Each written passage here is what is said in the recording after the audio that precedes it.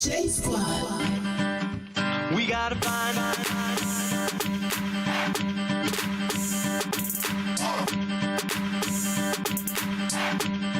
Now what do we do? That's the first clue. Now what do we do? That's the first clue. We gotta find.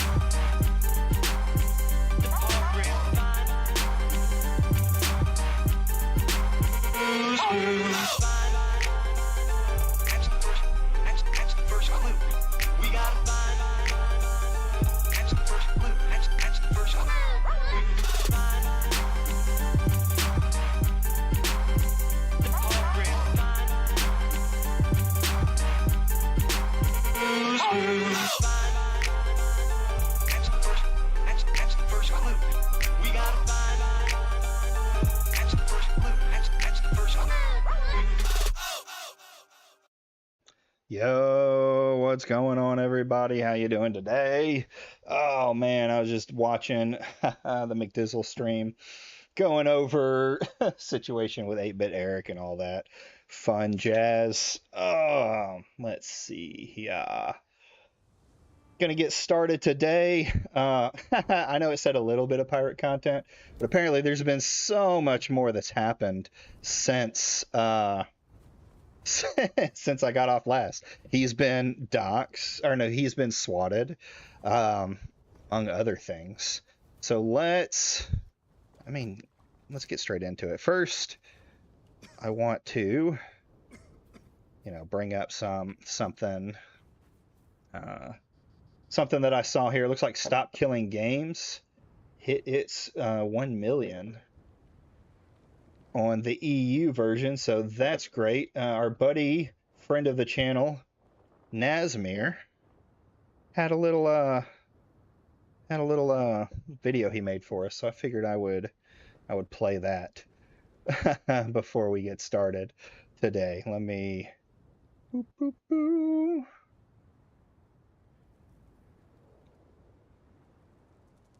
I am sweating balls here today. It is 93 in this damn garage. Hear any fireworks going off?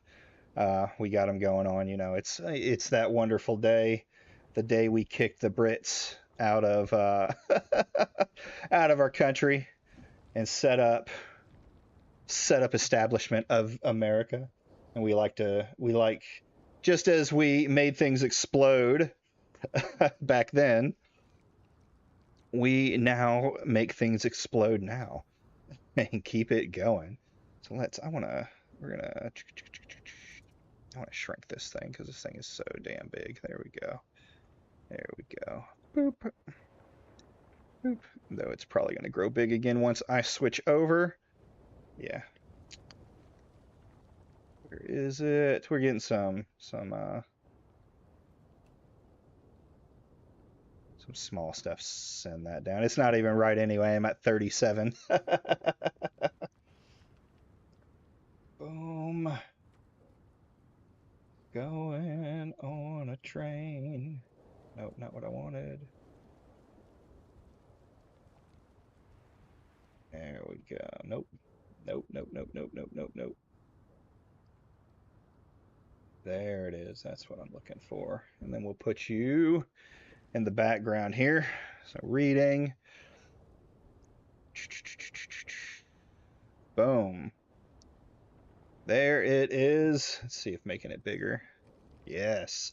So a little video from our friend Nazmir to celebrate not only getting enough signatures for it to go to Parliament in the UK, but also getting enough to get it, hopefully, maybe it'll be looked at in the EU. I know that's a bit different because it actually got its signatures afterwards, and it's still going to try and beat out any fake signatures. On a campaign to stop the destruction of video games. It's shit. And this is all preventable. Not only do I not want to back this, I'm going to actively tell people not to. It's just a terrible practice for everyone involved. That is awful. This would not require publishers to give up any of their intellectual property rights. That's awful. No, eat my entire ass. The level of stupid. I gotta go out and I gotta yuck. I gotta go out and get it. I gotta go out and get it. Ooh, that's loud.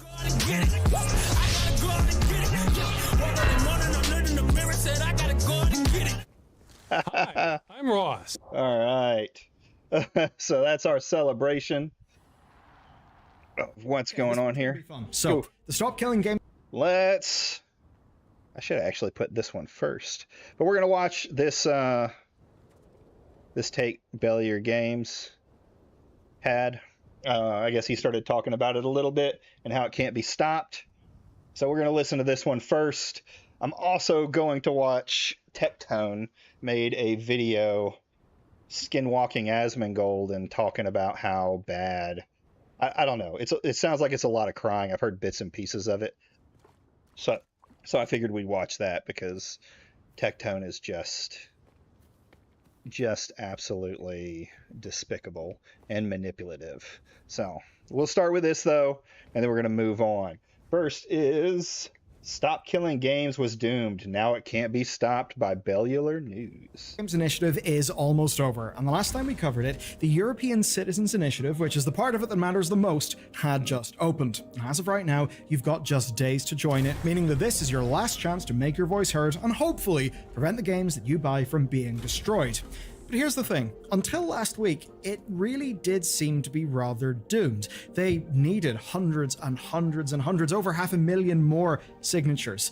But, well, right now, it's getting thousands an hour. The reason why is... Yes. Here's what happened. It's funny how, you know, I wonder if Ross had just went ahead and made, you know, the clapback on pirate software, if this would have been the same result, right? Or is it that bringing the result up afterwards, after the WoW stuff, was the better option, whether he knew he was doing it or not? Happened. They needed to hit 1 million signatures, but after months of stalling, they only had 450k. But then, over the horizon, a savior came. That savior is pirate software. And that's because his position, plus a few pinches of World of Warcraft, sparked a drama that is now surging signatures to the tune of over 240,000 in just 7 days. So, that's nuts, man. it all began last year when the darlings at Ubisoft shut down the crew. Now, they didn't just shut down the online features, they shut down everything, because as it turns out, even the single player required the online component. That basically meant that your copy of the crew was, no longer a thing that you could really do anything with. So, Ross Scott from Accursed Farms was not a fan of this, so he started a movement. Now, you may know Ross from things like Freeman's Mind or Dead Game News, and his plan, right, was to use the law, not change.org, to actually change things here. And it certainly seems that now, a year on, Yeah, the problem with change.org is you can make a change.org all you want. Like, I think even Smash JT made one, but it doesn't mean it's going to do anything. I sent you a video on Discord that makes pirate swatting situation interesting. All right, let me take a look at that. Hold on, let me pull it up. Boom, boom, boom. Oh, okay. Yeah, once we get to there, I'll take a look at this, because I think I saw this somewhere else.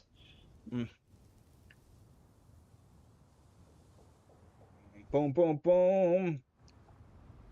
it's done the trick. We've went from almost certain failure at 454k signatures to, at the time of writing this video, 714k, and at the time of recording, which was only a few hours later, 737k signatures. So nuts. And it's completely done now. In about 30 days. And obviously, if this rate holds just a little bit longer, they'll absolutely make it. Or will they? Because here's the thing. They do actually need consistent, legitimate signatures.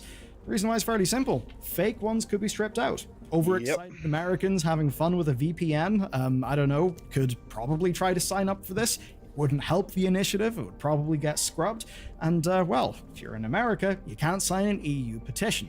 So it's not a guaranteed thing just yet, but it certainly is looking like it's going to pass 1 million. Now, what happens if it succeeds is basically this. The EU Commission will consider further action. That could be legislative action, or it could just be guidance on existing consumer laws.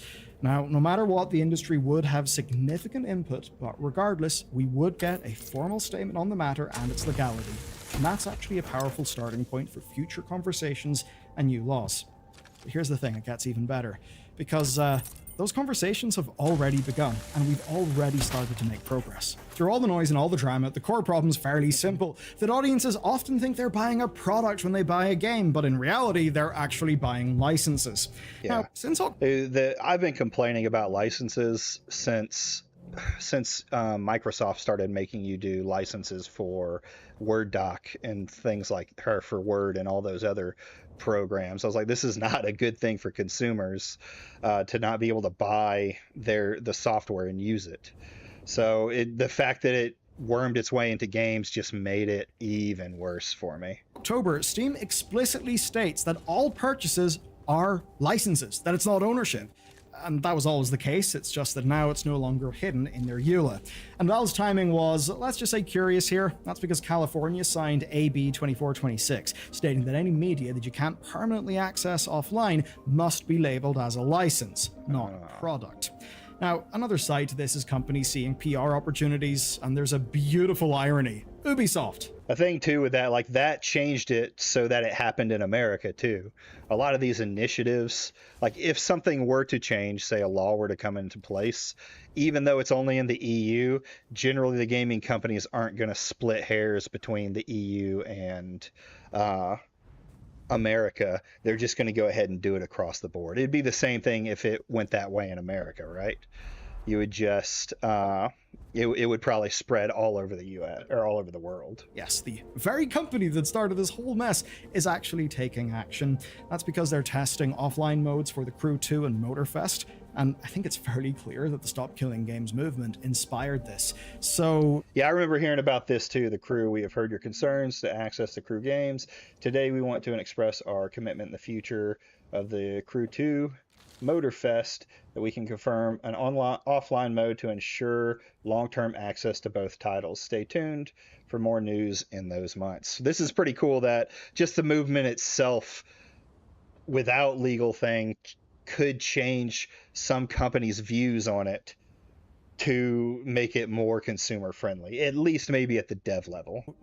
you know what? In certain ways, it's already winning. Now, another thing that could inspire this was an actual lawsuit, specifically a Californian one about the closure of the Crew. But that lawsuit is actually facing some problems right now, and that's because of a Final Fantasy XI related precedent that lets companies remove users from games, because, well, as a user, all you've bought is a license, and that can be revoked. That's a ruling that obviously plays to Ubisoft's advantage in that lawsuit, but looking at the big picture, we actually do see the developers are choosing to address these issues. And not because they're being forced to by the law, seemingly because they want to.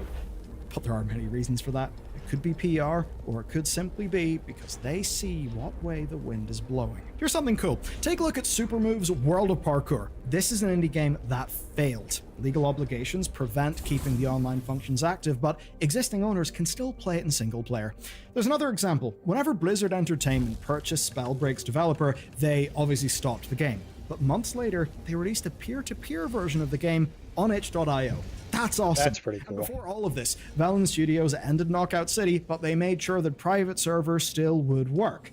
This is... See, I mean, this is a thing that's happening over and over and over again. I've heard so many people come up and say, it just can't be done. I was listening to another Louis Rossman video where he was talking to this developer, and the developer was like, there's just so many, like, multiple servers and things like that. And even Ross was kind of kicking back, and he's like, well, you know, even for my email server, I can set up multiple servers, so what's the issue? Wait, Ubisoft is actually doing something good for once? Yes, or at least, hey, what's going on, Nazmir? Good to see you. You could stay up late with your and hang out with us today. But yeah, it's I don't know if it's directly Ubisoft or if the Crew is underneath another company and Ubisoft just published it. But either way, Ubisoft would have to get the go-ahead, right? It can be done, but there's not really incentive money to do so. Yeah, I agree, and that's kind of where we run into problems with it, is why should a company do this? When, you know, even World of Warcraft has had individual servers. I went to bed earlier and woke up at 2 a.m. I have to work this Saturday, 8:15. Let's go. That's what I'm talking about. Where do you live? Oh, you know, I guess you don't have to tell me, but you're not British. You're in the UK, right? Or in the EU? But what do you mean? Okay. Oh, I left him there. Dang it. But yeah, I mean, this is completely capable. We've seen it be done before. England currently. Okay. We've seen this been done before multiple, times with various different companies. And if a small dev can make it work, then yeah, I absolutely believe a larger company can. Basically, 3 indie teams finding a way to preserve their games retroactively. It is good shit. It matters. Now, yes, it is the case that player counts may be in the single digits, but it preserves gaming history. If a bunch of people want to play one of these games together, they actually can. And if Stop Killing Games passes, So one of my favorite hobbies when I've hung out with friends and stuff like that, and in the military, is we would watch B-rated, terrible horror movies, right?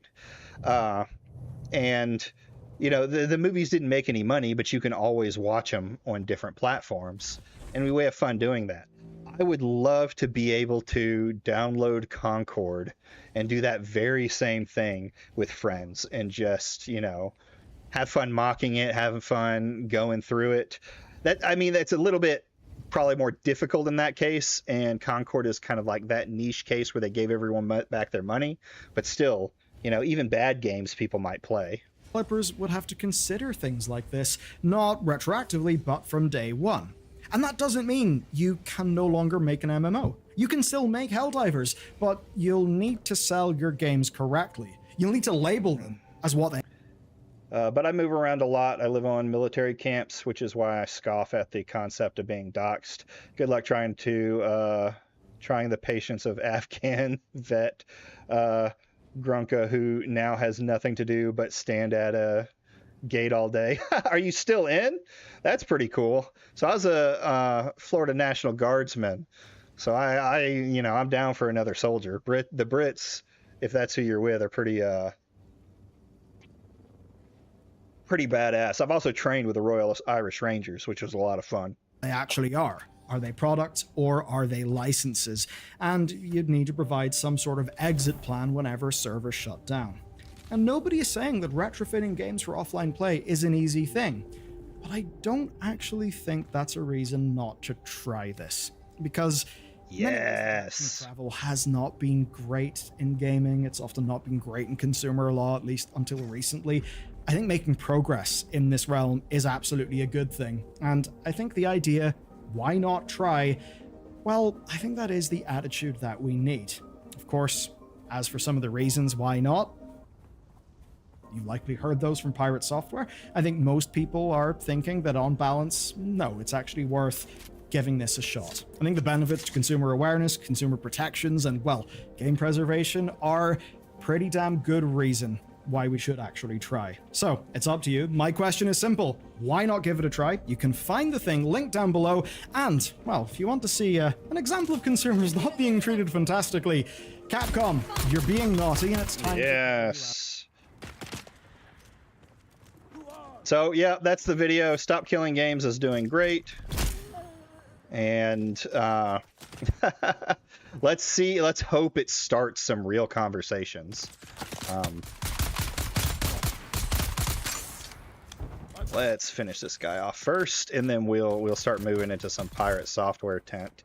The Nepalese Gurkhas are something else. Seems like the most introverted, shy guys, but get medals of gallantry for beheading enemies and soloing entire insurgent platoons. Yeah, I have heard that. They're we'll say pretty. Their reputation precedes them in a lot of cases. They're not the ones with the curved knives, though. The Kukris. What? Wait, are you saying you're a Gurkha?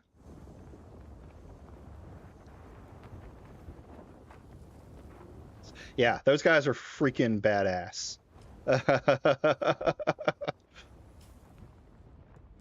If you're a Gurkha, that's badass, Nazmir.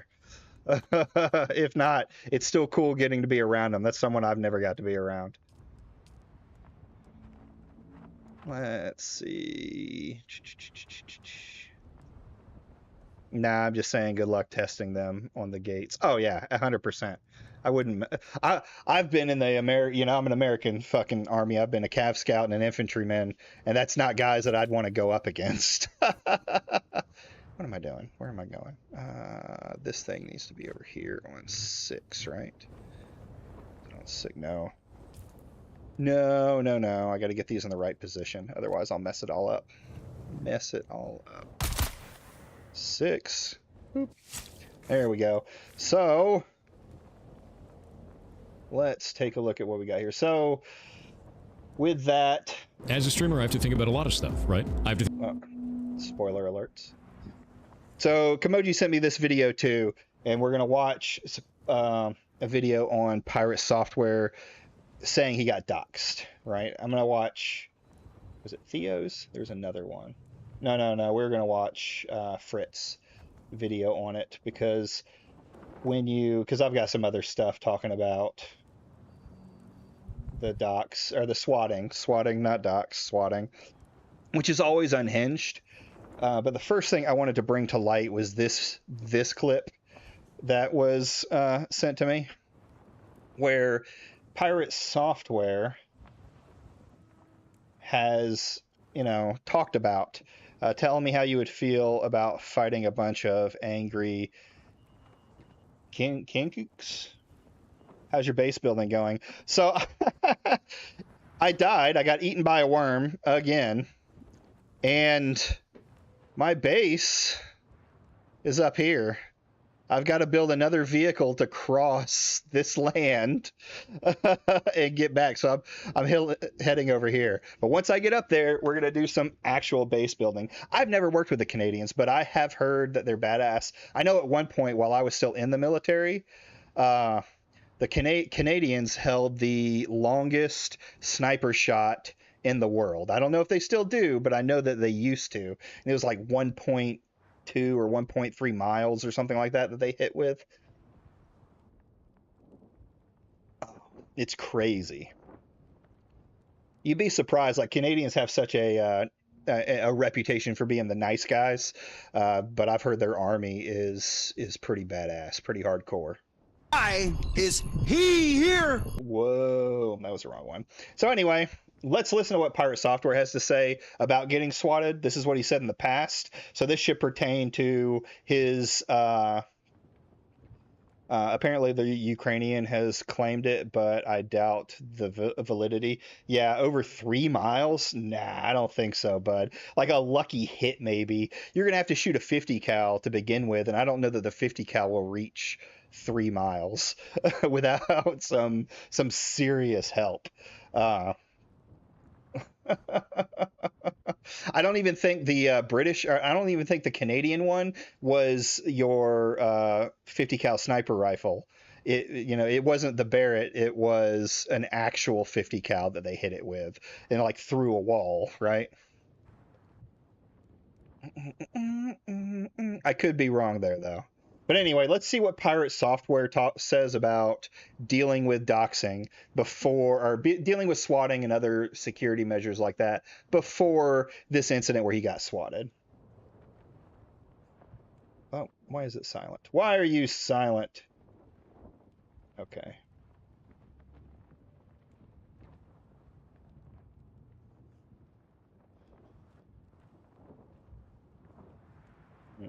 Oh, it's probably down here.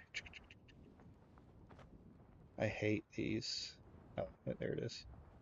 Let's roll that back and take a listen. It's still... All right, hold on. Can y'all hear it? No, you can't hear it. Discord. As a streamer, I have there to we think about a go. lot of stuff, right? There we I have to go. think about mail. I have to think about We invented war crimes. I have to think about what happens if somebody tries to swat me. I have to think about all these kind of things, and I take precautions for every single one of those, right? Because these types of things happen when you're a streamer. It's not good, it's not legal, but there are idiots out there. Always there's idiots out there. So That's a good point. That's a good point, Pirate. one of the things that I do for my mail is I make sure that I have a P.O. box, and I open all my mail at the USPS. Easy. Simple. We do some scans on that stuff, and we move on with it. If somebody tries to swat me, I've contacted the local police, let them know who I am, let them know the address that I'm at, and that this could be a thing that someone will try and do in the future, so they put a little tag on the account for my... Hey, look at that. A little tag on his account if he gets swatted. This is actually, like...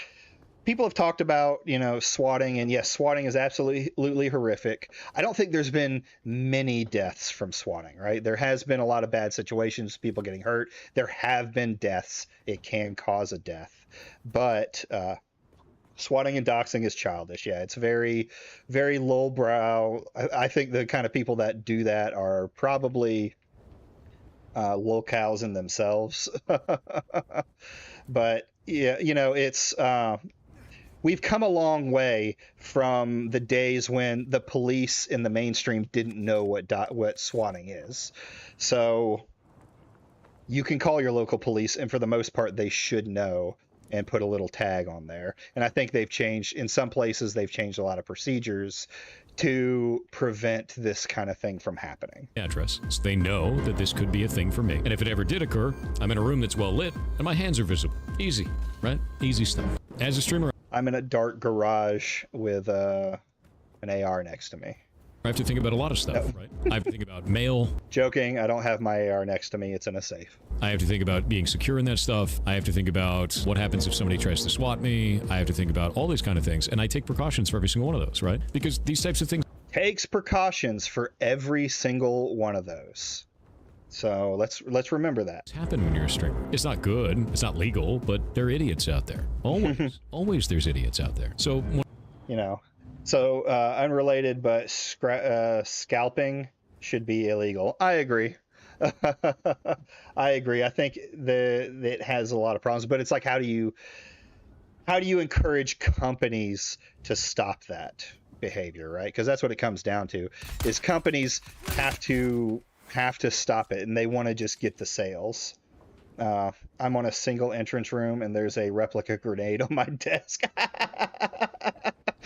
I've kept, like, I'm a concealed carry guy, right?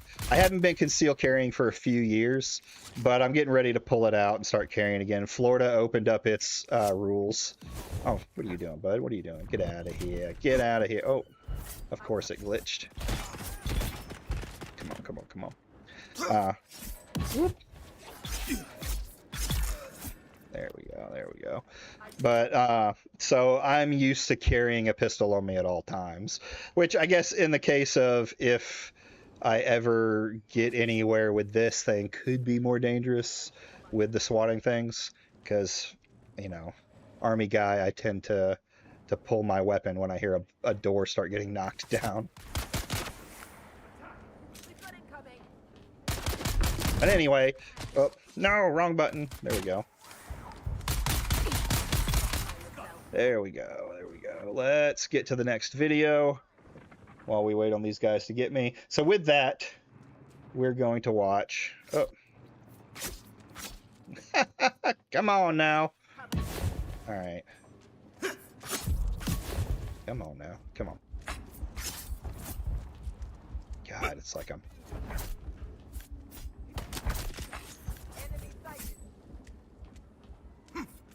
There we go, there we go. Then we get this. So, was it this one? This one was... Yeah, we're gonna watch Fritz's video on it. And why is he here? He lost. That's pretty good. As we speak, Stop Killing Games has made the biggest turnaround I have ever seen for a petition. As of today, the European petition has reached over 1 million signatures. Pat yourselves on the back, open up a cold one. Yeah, I know you've been in and out of rehab, but pull out that little bag of yay. You deserve it. You gamers made me proud, but making me proud. Nah, don't tell me to pull out a bag of yay. That's past life. It's good to have protections. You never know when you might run into the local crackhead or unhinged drug addict on the streets. Yeah, I'm very much a Second Amendment guy in general. And, you know, I've carried guns my entire life, so it's very familiar for me. Out is not the objective. The whole goal here is simply that, to stop killing games and have developers leave a functioning playable build years after their servers are shut down in the name of video game preservation and for consumers. Oh, no, this wasn't the video. It was the Theo Von. Hold on, we'll get to Frit. We'll get to Frit. It was this one. I don't agree. I'm a little bit... I'm going to disagree with Theo here. We have a lot to talk about in this video. We're going to talk about it. Another perfect example of Pirate Software yet again lying to Ross, to Pirate Software putting out some more interesting tweets, as well as Pirate addressing this mass review bomb comment that he had talked about in his stream today, to the thing that we're going to be talking about first, because I think this is by far the most serious. Pirate Software just got swatted. And right before we jump into that, this channel has been blowing up, talking about all the drama from this week. I've been doing daily uploads. Yeah, I'm gonna admit, I'm kind of milking the pirate drama one. I'm a #1 pirate hater. Two, it has been getting pretty decent views for the streams. If you're new here, consider subscribing. It really helps out the channel. It allows me to make content for you guys and do it as quickly as I am. And for all of you that have subscribed over the past week and liked videos, thank you so much. More on that at the end of the video. But now let's jump into Pirate Software getting swatted. Shout out to my Discord member Zoyboy. He's the one that clipped this from today's stream for Pirate Software. This is where we're going to be covering most of what we have before we go to Twitter, but this is kind of where he introduces him getting swatted. I think the most interesting thing that came out of it is so many different developers actually reached out and were pissed off at me for leaving off-brand because they're like, the trolls win and now they know that they can like cyberbully people into losing their jobs and shit. And I was like, they already could do that. Like that's how they tried to kill me on Tuesday. So yeah, just listen to that statement. They tried to kill me on Tuesday. What did we hear previously? That he has called his local police department and let them know that it's possible he could get doxxed. I doubt all the validity of Pirate Software's victim claims. It is his go-to, and he's been shown to be a full liar. That's the point I'm going to make in here because Theo goes like very, very soft, and I understand that reaction of someone got doxxed.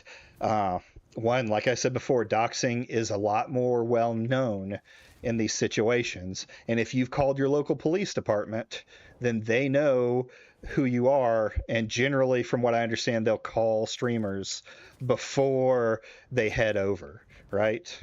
It's not as uncommon as it was before. Yeah, I mean, like, I'm going to be honest with you. I know you have, like, this big grandstanding narrative that you have to fit to, and oh, shit, now they know that they blood in the water. They swatted me on Tuesday. I don't give a shit what you think. I'm out, dude. Enjoy your initiative. Have fun. And this is him trying to get away. I absolutely think he's trying to use this swatting as a way to get away from the drama and everyone talking about him. Right? He's going to say, you need to leave me alone. I've been swatted. I'm out. I'm not talking about this anymore. It's like the most extreme case of the situation to try and play victim. Fun. I hope the government listens to you and that they give you what you want instead of what you actually asked for, which probably isn't going to happen. In the middle of the stream, about 9 a.m., I got a bunch of phone calls to my phone. They left a bunch of voicemails of shit saying, your time has come, in like a giant screeching voice, and then we got swatted. But at the same time, it's like, I don't give a fuck about your... Can we give some like details how you just said you were swatted? What does that actually mean? Like, how did you get swatted? It doesn't sound like they kicked down your door. You know, it didn't happen on stream, obviously. So can I get more than just I got swatted? Your initiative, because your people are unhinged. And I realize that's not everybody that's part of that, but I don't give a shit, dude. Like, I'm out. Have fun. Good luck. So that's a pretty big deal. So just in case some people don't understand, swatting, that is when somebody calls in a threat. So apparently like either a hostage situation that somebody's killed somebody, and they give the address typically of a content creator, usually a live streamer. This will cause the local police department to essentially send in a legitimate... You know, I just thought of something crazy. Y'all remember when Boogie pulled the gun on that guy? I wonder how much someone that has been doxxed can get away with that. So that's a very complicated issue. There have been situations in the United States where no-knocks have been performed and cops have been shot and people have been shot, and like not really a full shootout, but you know, something similar to that happening, and it really depends on the situation. I have a problem with no-knocks being a libertarian in general, but I think they have a tendency to cause more issues, and a lot of people have been killed in no-knocks. But I mean, you have a right to defend yourself, and if you think it's someone, if you don't think it's the police, which they should yell the police in every situation. But yeah, I mean, it really depends on what happens. It's a fucked situation either way. SWAT team to clear the place and assess the threat that does not exist. Swatting, in worst case scenarios, will lead to somebody dying. And this swatting that Pirate Software went through... Okay, here's my first problem. I don't know if it was a swatting incident. It probably was reported. There was probably something filed. So yeah, it should be under public, especially if they went to his house and there, a full swatting occurred. Then there would definitely be something written up, right? Because for it to be a full-on SWAT, like it happened, they need to kick your door in. Swatting is a lot less common here in Canada, if not barely non-existent, because we have gun laws. We have gun laws too, just we're a lot freer with ours.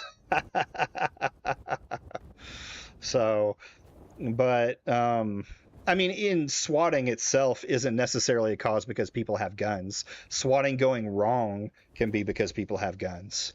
So there's that. But this first disagreement with him is it does lead to people dying. How many full cases do we know of an internet personality getting killed from doxing, right? I know it's happened, and it's terrible when it's happened. Firebombing, yep, firebombing is also scary. That makes me think of the Geordie character, and things like that. But like seriously, how many times has the SWAT occurred that caused the death? Now, there's been times that people have caught in the room and you watch them get swatted live, and yeah, that's absolutely bad, and there is a risk to life. But I don't want to say that it's going to cause death, right? At least not anymore. Genuinely could have ended up with him dying. At least the chance of it causing death is a lot lower than it used to be. That is a real thing. It has happened before. And just so we're covering our bases, like here, I've talked shit about Pirate. I don't agree with his point of views. A lot of people that show up to watch these videos don't agree with those point of views. They think he is insufferable, narcissistic, nepo baby. He even goes through a list in this video. To go the extra mile and have a SWAT team show up to somebody's home, like Pirate's, is not okay. Whoever did that, sure, you're legitimately a vile human being. And at this point, if Pirate doesn't want to talk about the initiative ever again, I don't blame the guy. He did tweet about it last night, which was after the swatting, so it seems like he will continue to chat about it, which we'll talk about. But I don't blame him. If you're going to get death threats, yeah, he shouldn't talk about it. If he's fearful for his... Okay, yeah. If you get... Yeah, anybody who's listened to me for any period of time, you know how I feel about death threats on the internet. Most death threats are not serious threats, right? They're just, it's not a serious threat. It's not going to happen. It's just people being people on the internet. So, I mean, I don't believe you should let those people silence what you want to say, silence you in general, because if you do that to every death threat, you're going to make it. Now, if I got swatted, yeah, I think I might dip out. So I don't think anyone's has to stay in these kind of situations. But the thing with swatting going wrong here never happened because people aren't allowed to carry without a valid reason or permit, or aren't allowed to carry without a valid reason or permit. Most states, you have to have a permit. It wasn't until there's been 1 or 2 states recently that have gone full open carry, but for the majority of the time, and around when swatting was a thing, you still had to have a permit. It was usually a concealed carry permit for it. So I mean that's a thing here in the United States too. It's not as open as you think it is. Florida recently changed it so you can open carry. And Texas has changed in a few other states. But I think the biggest problem I might have with it is even when it comes to the permit, most people don't, the class that you take for it is not very good at teaching you true gun safety. So you get a lot of idiots who get a hold of these concealed carry permits and end up shooting themselves in the leg for it. So, but yeah, I hate this death threat's a bad idea. I get it. People consider a KYS a death threat, which is not. It's just a mean comment. Unethical, sure, but it's not a threat. Yeah, that's my thing too. And it's going to happen. on X, my biggest thing, and something I haven't done yet, but I probably will do if I get any sort of following, is just set my messages so that all you can do, the only people who can message me are people I follow, right? And you have to follow me back to talk to it. It doesn't, there's ways to mitigate those kind of threats. I think all you need is a supervillain, like actually follow him with death threats. Yeah. Most of them are empty threats. Yeah, that's kind of the basis. Most of them are empty threats. You get into like situations where it is threats, like Chibi Reviews. As much as I clown on him or mock him for constantly crying about his death threats, he has serious ones that happen. Personally, I think that's from him continuing to signal boost his docs, but it's still, there have been serious ones like bomb threats. Yeah, the bomb never made it to his house because the FBI probably picked it up first, but that doesn't change the fact that it was a serious threat. Life, because somebody, and again, it's not saying everybody, I'm not saying everybody is doing this, but if somebody, because of this drama, ended up sending a SWAT team to his home, that gives, for me, anybody the right to step away from any situation. I'm not going to hold it against him for never talking about this movement ever again. I will hold it against him if he does talk about it and he misrepresents it or lies about it, or just has a terrible opinion that I feel like I can, talk about, and he's going to talk about it. I would never open carry, bro. My biggest fear is someone snatching it from me while I'm distracted and then shooting someone or themselves. Yeah, so I'm not a big open carry fan. And Florida isn't open carry. It's concealed carry without a permit is what you can do in Florida, which I agree with. I don't like Texas's open carry things, though you can open carry in Florida if you are going fishing or hunting or to a campsite. So there are Floridian ways around it.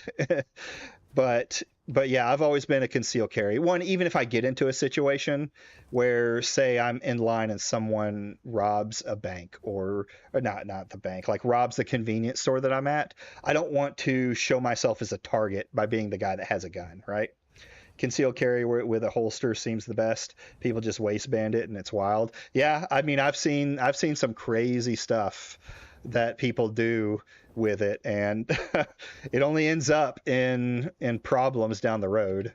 You should always have a proper holster. And there are many out there. You can find one that fits you comfortably. I'm a bigger guy.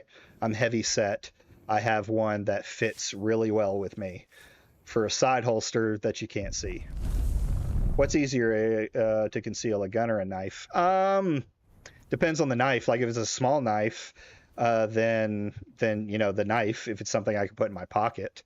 If it's a bigger knife, then I would say a gun, because the gun is right next to you.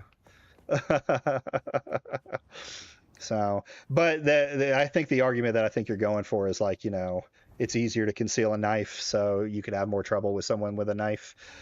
Yeah, true. But if you're bringing a knife to a gunfight, unless you get the upper hand, it's probably going to end in a bad day.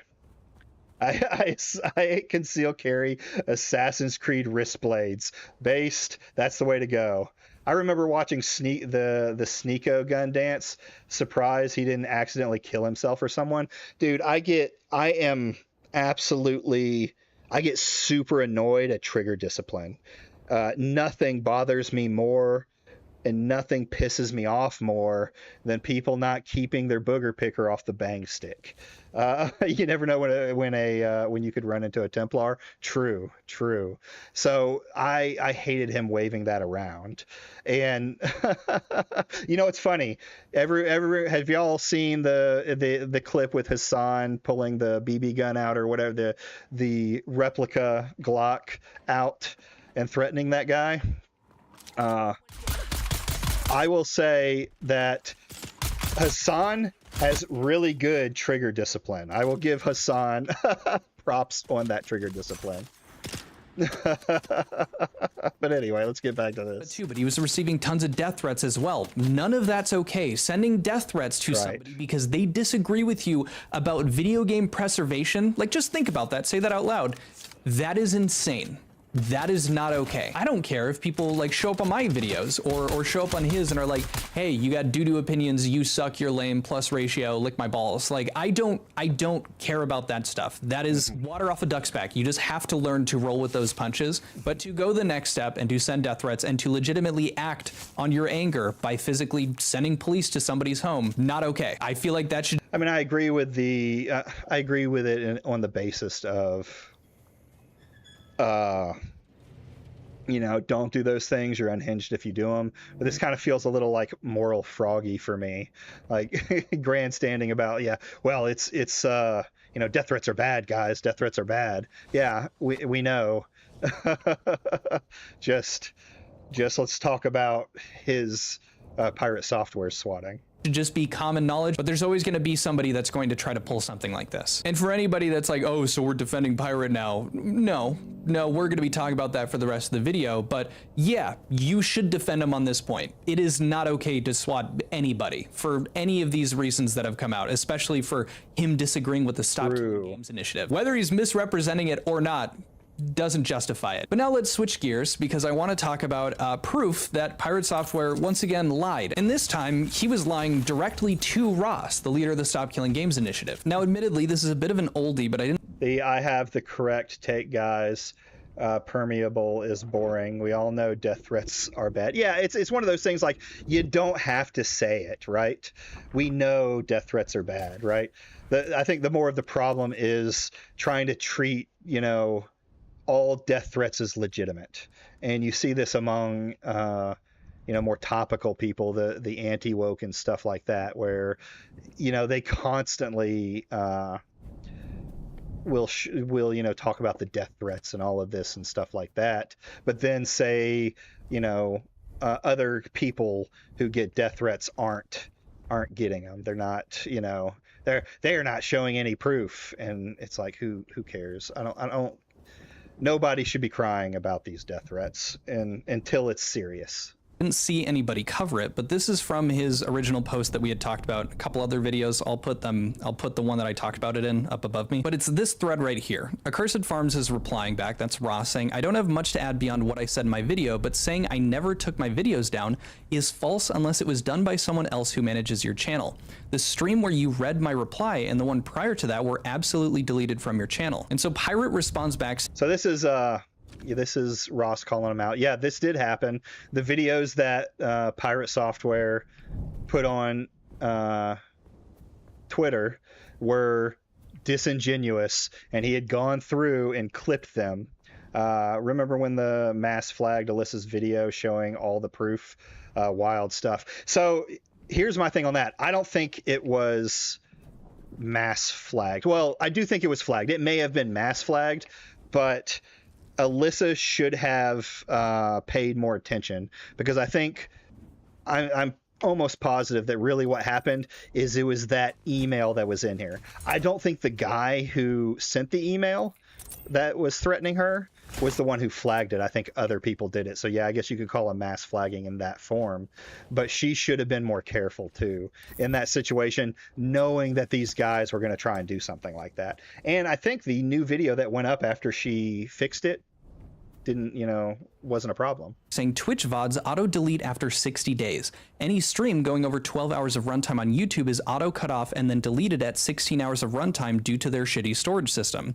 What you've proposed here is untrue and a deflection from my message. Accursed Farm says, no, I mean the gap of those 2 particular days in between weeks of videos that were not on your YouTube live stream. They were deleted a couple of days after posted. I guess the evidence is deleted now, but I imagine at least a few people could corroborate that. Pirate Software then goes on to show this. Here are all the videos from that time period. As you can see, they all cut off at 11:55. Are missing. Okay, this is disingenuous. Yes, these are the videos, but guess what?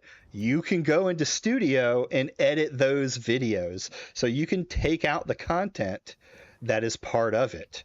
Like if this was on the Wayback Machine, would it show that that Pirate Software's videos were shorter from when they started?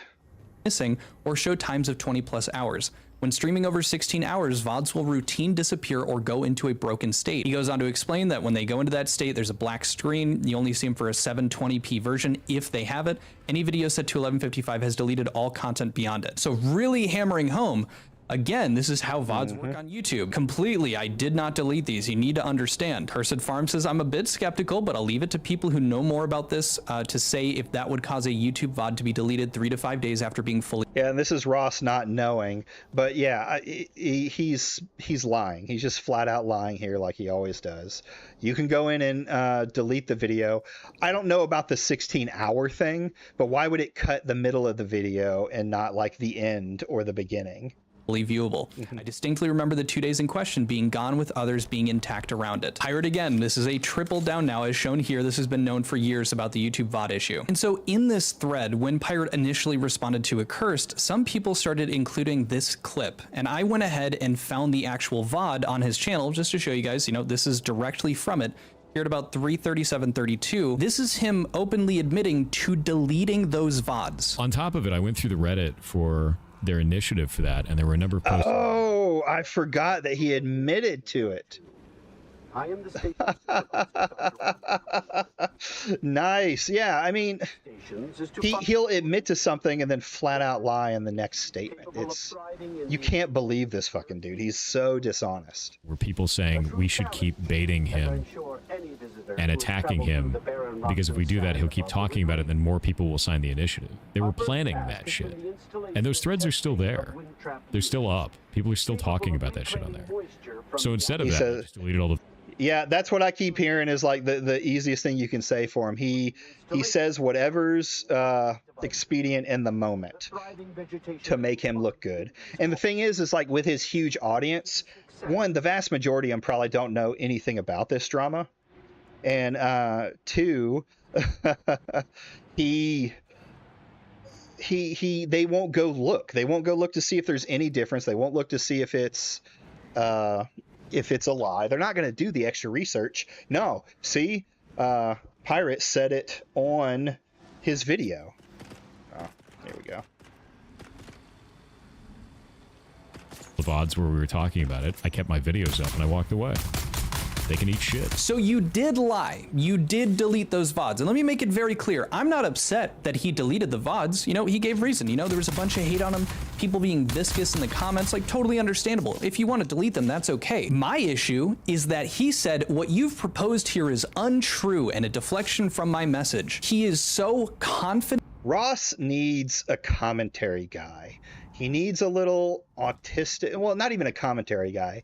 He needs a guy who usually gives people information in the commentary community. That little autist who clips all the videos, goes and finds all the information.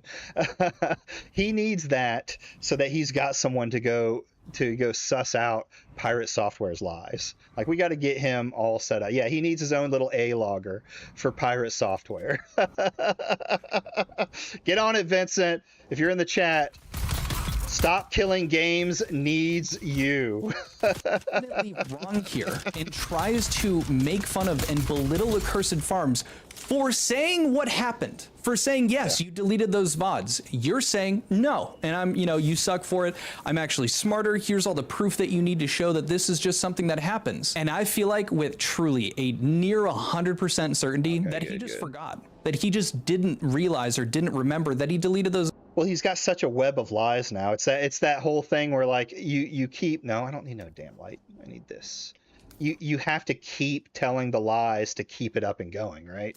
And it's starting to get to the point that, well, they cross over and they mix and you forget about stuff and now you look like an idiot. Which in what Pirate is trying to do is he's trying to prove it to his audience. He doesn't really give a fuck if Ross finds out if he lied or not. It's just to add more weight to his audience. No, this is what's happening because they'll eat it up.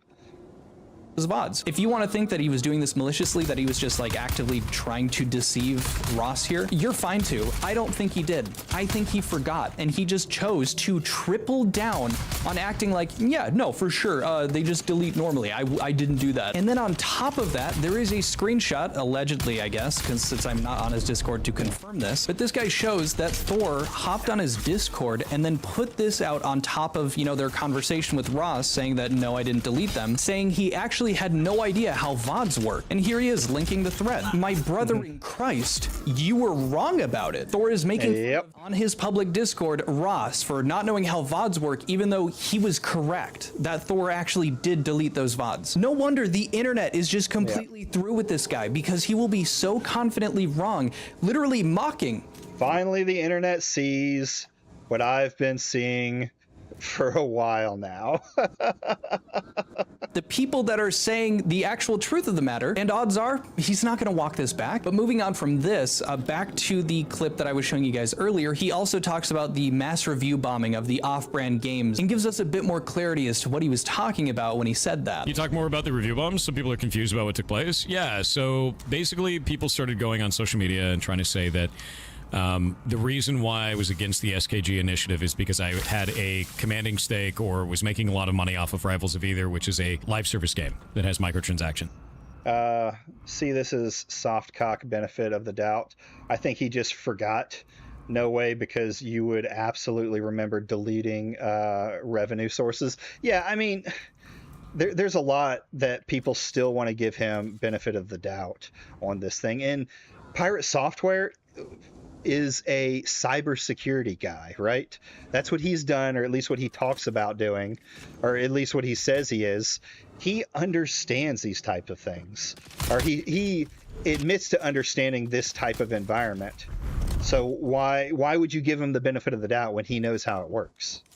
In reality, I was paid minimum wage, federal minimum wage, to work on that game. But after they started doing that, people started to review bomb the game. They put negative reviews on it. However, federal minimum wage? That's interesting. So federal minimum wage is higher than minimum wage for most states. So I think right now it's at like $17, almost $18. But I mean, that's nothing compared to him. But that doesn't mean he wouldn't have gotten a kickback with other stuff, right? Ludwig then put out a tweet saying it's really unfair that people are review bombing this game, and they do. What a surprise! Ludwig's lying too. The developers do support the SKG initiative. Smart thing to do. Immediately, those review bombs turned into a positive review bomb as a result. But they were going after those games specifically because of me, and using that as a reason to go after them. I have actually, I just checked that I didn't close Microsoft Paint down last night, so I actually have the 4 that I showed on stream if you'd like them. I mean, you said also what were his hours logged as? What are you talking about? Maybe I missed it. 100 hours a week, paid 24/7. Yeah, I mean, it's a possibility. What are his hours logged? What is he doing for the company? Yes, he probably only gets paid minimum wage, but if the game is doing successful, does he get a percentage of sales for something since he's putting in this work for them? Like, if he's only making minimum wage, what is his incentive to do this, right? That he just loves Ludwig so much and thinks Ludwig's games are just so awesome. I mean, it's just 4. They'll be like, that was only 4. Like, I understand how the internet works. No matter what evidence is provided at this point, no one gives a shit. I literally just went onto the reviews for Rival Laser 2, sorted by most recent and then negative, and it was like in the top 10, these were just the first 4 I found in like 30 seconds. Yeah, there's still more that are there. Some people didn't change the reviews and shit, and they directly call out me. And so, because of that, I had a meeting with Ludwig, and I was like, the best way to handle this is that I leave. So let's start off. Let's give him a little bit of grace. Working minimum wage as the, you know, strategic director of off-brand games. And here we are giving him grace again. Like, the problem is how can you believe what he's saying right now? You know, we just talked about it, so I won't blather on into it again. But how do we know that this is the truth at this case? Pirate Software has lied so many times. for him, honestly. But now the review bomb. So they said there were a bunch of, negative reviews from Steam. From what I've heard from my comments just yesterday talking about all of this, and again, you can check out that video. I go fully in detail. It's completely timestamped so you guys can see the actual viewing of the negative reviews, that being literally nothing out of the ordinary, and like genuinely maybe 30 in total. He could be owner in name alone and just a glorified brand ambassador, but get paid $7 an hour for 200 hours a week to do nothing. So $1,400 a week to do just to promote stuff on stream, for all we know. Yeah, I mean, we really don't know the ins and outs of it. What is his role in this company, or what was his role in this company? Across all 3 games. He apparently says that those were switched to positive reviews, which, okay, great. You called this a massive review bomb. There are millions of people that are tuning in to hear about this drama and talk about what is going on. And you're telling me that from their own words, they saw 4. They're never giving a number. They're never giving a number about how many negative reviews there are because people went ahead and looked. And now here, Pirate is direct. So does he bring up, let's say,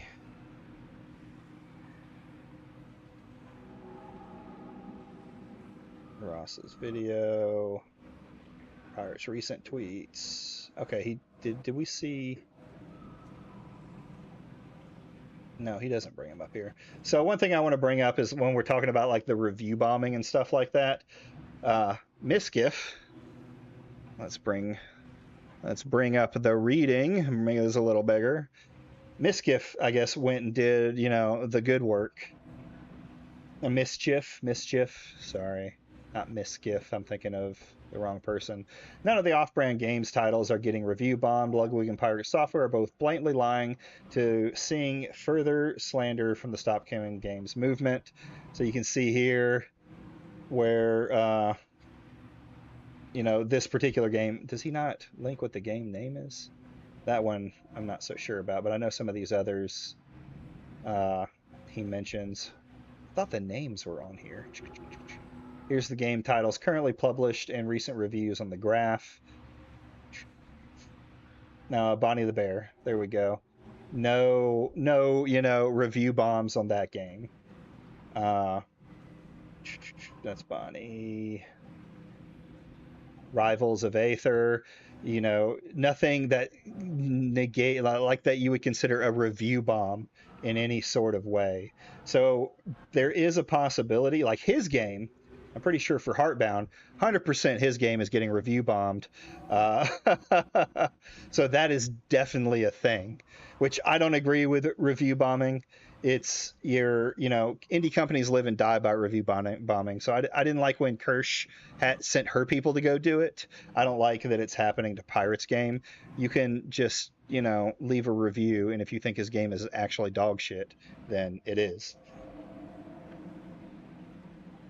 So yeah, it's the only thing that I might consider is if before Mischief got to it, they actually went through and got them removed, because Steam will remove worthless views. Most platforms have a system where if the review is just there to that it doesn't basically talk about the game or things like that, you can have those type of reviews taken down, which means even in that case, review bombing isn't that really that big a deal. You can report it and get it taken down, right? It's pretty easy to tell when a large number of games drop a review bomb. Desert Botanical Testing Station number 2. I am actually talking about the Steam page, and some people were saying, well, maybe they were review bombing on other platforms, things like that. Well, they're directly addressing talking about the Steam page. I don't know about you guys. Maybe, I guess, he has a viciously different understanding or a different definition for what a mass review bomb is. But for me, it's not 4, it's not 10. For Pirate Software will use any small thing that he can to No, I'm getting review bombed, and it's one review. You know, and it's not even like 30 across 3 separate games. And I'm being very generous with saying about 30. A mass review bombing is like what Helldivers went through, where there were tens of thousands of them. And I made the argument that he was misrepresenting the situation, that he was being untrue about the actual like situation at stake when he's talking about this massive review bomb. People hear that, huge buzzword. That means a lot of people are being negative about it. No, a high school classroom of people left negative reviews. And from what I understand, people went in and checked them. Most of those negative reviews are talking about the video game. As a matter of fact, Steam will remove reviews that you put. I spoke with a few game developers. They will remove reviews that are not talking about the video game, and you can actually contact them and request to remove them and show why. Someone accidentally bumped into Pirate Software once. Police were there, and within an hour, reports for attempted murder. 100%. You know, if you walked up to them and, hey, Pirate Software, I think you're a piece of shit. I'm getting mass harassed in the streets. They're stalking and following me. That they should be removed. And I hate to admit this, but I agree with Pirate. He should be stepping down from a game publishing company if he is a strategic director of said publishing company, if he is entirely against an initiative that is supporting consumer rights and the preservation of video games. He's spot on. It just keeps getting worse for Pirate Software. The guy should just stop talking. Yeah, but he can't. His ego is too big. If you really want to see how narcissistic and how ego-driven Pirate Software is, go watch the Dr. K video. He does the thing with him. It's like hour 3 hours long.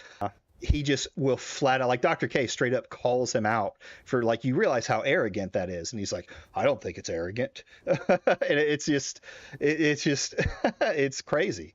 It tells you he cannot not be right. And that's why he'll never back down. That's why he's never wrong on stream. And all of that other stuff. He can't keep his mouth shut. He can't do any of that. That is a terrible look for a game company. He shouldn't be anywhere near it. Would you be more willing to purchase a game knowing that one of the head honchos is completely against this, that is completely against the idea of having a conversation about consumer rights? Probably not. Yep. Now, to close out on this clip that I'm showing you guys, he talks about Ross's video about the end of Stop Killing Games. When he was like down and out, he was doing a last-ditch effort, which thankfully has worked. Again, links in description for the petitions. We still need more signatures. We hit our goal, but we want to make sure that there aren't botted signatures, things like that. So please go ahead. If you know people, educate, let them know, get signatures. But he yet again misrepresents something coming from Ross, that being this video where he's saying that he spent that entire 33 minutes shitting on Pirate Software. A statement came out yesterday not to harass. Why was that not part of the half-an-hour long video? Yeah, you know, the hour-long video with 33 minutes of it trying to say that I was a piece of shit. Yeah, pretty cool. Yeah, so on Tuesday I got swatted. I got constant calls to my cell phone. I've had 10... And there he is again with the victimhood, the absolute victimhood that comes with Pirate Software. It's just pathetic.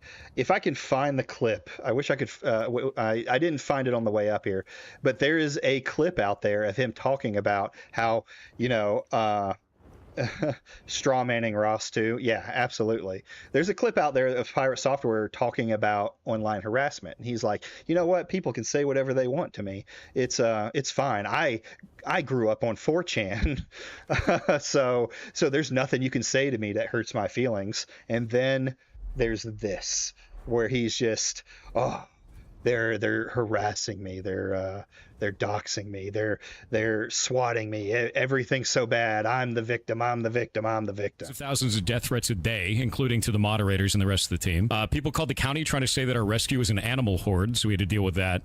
I've been called a pedophile, a zoophile, a rapist, a corporate plant, a degenerate, a narcissist, a nepo baby, and many other names. And they also went after every job I ever held, trying to say I never worked there, and then when they found out I did, they tried to say I didn't deserve them. Okay, first off, we know you worked at Blizzard for 7 years.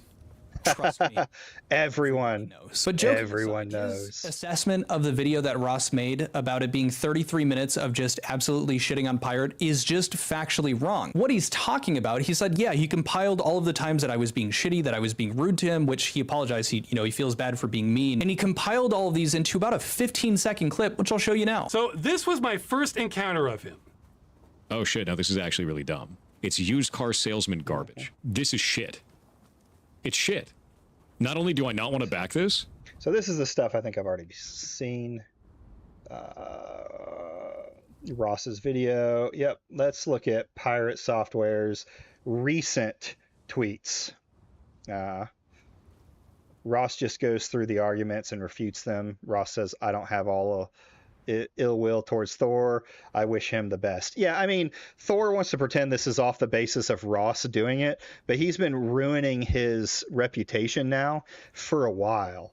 And people are starting to catch wind of it and wanting to criticize him. Yes, there are the dumb people making dumb takes, but when he makes a bad take, people are going to tell him about it. And I'm going to bet that the vast majority of these things are them people talking about the Stop Killing Games movement, right? I guarantee you the most of it, the majority of it isn't the harassment stuff. To talk about it. But now to close this video off, let's jump into his most recent tweets. Should be able to build my bike and get across the desert again. Drops this absolute banging tweet that's going to shift the tides of understanding of this. He says the most interesting narrative is that my videos somehow killed the initiative. This graph shows that the initiative already had a downward trend in interest when my videos dropped. My videos do not seem to have had any impact on the movement at all. Making me the villain did, though. Best of luck with your next steps. And so he shows this, and you can see the daily signature amount over time here, which is showing a negative downward trend. You can see where Pirate put out his video. Now, I was up at 2 a.m. last night, saw this come out, was chatting with a few. Yeah, Ross is just basically watching this guy step on rakes and autistically scream, "Stop hitting me!"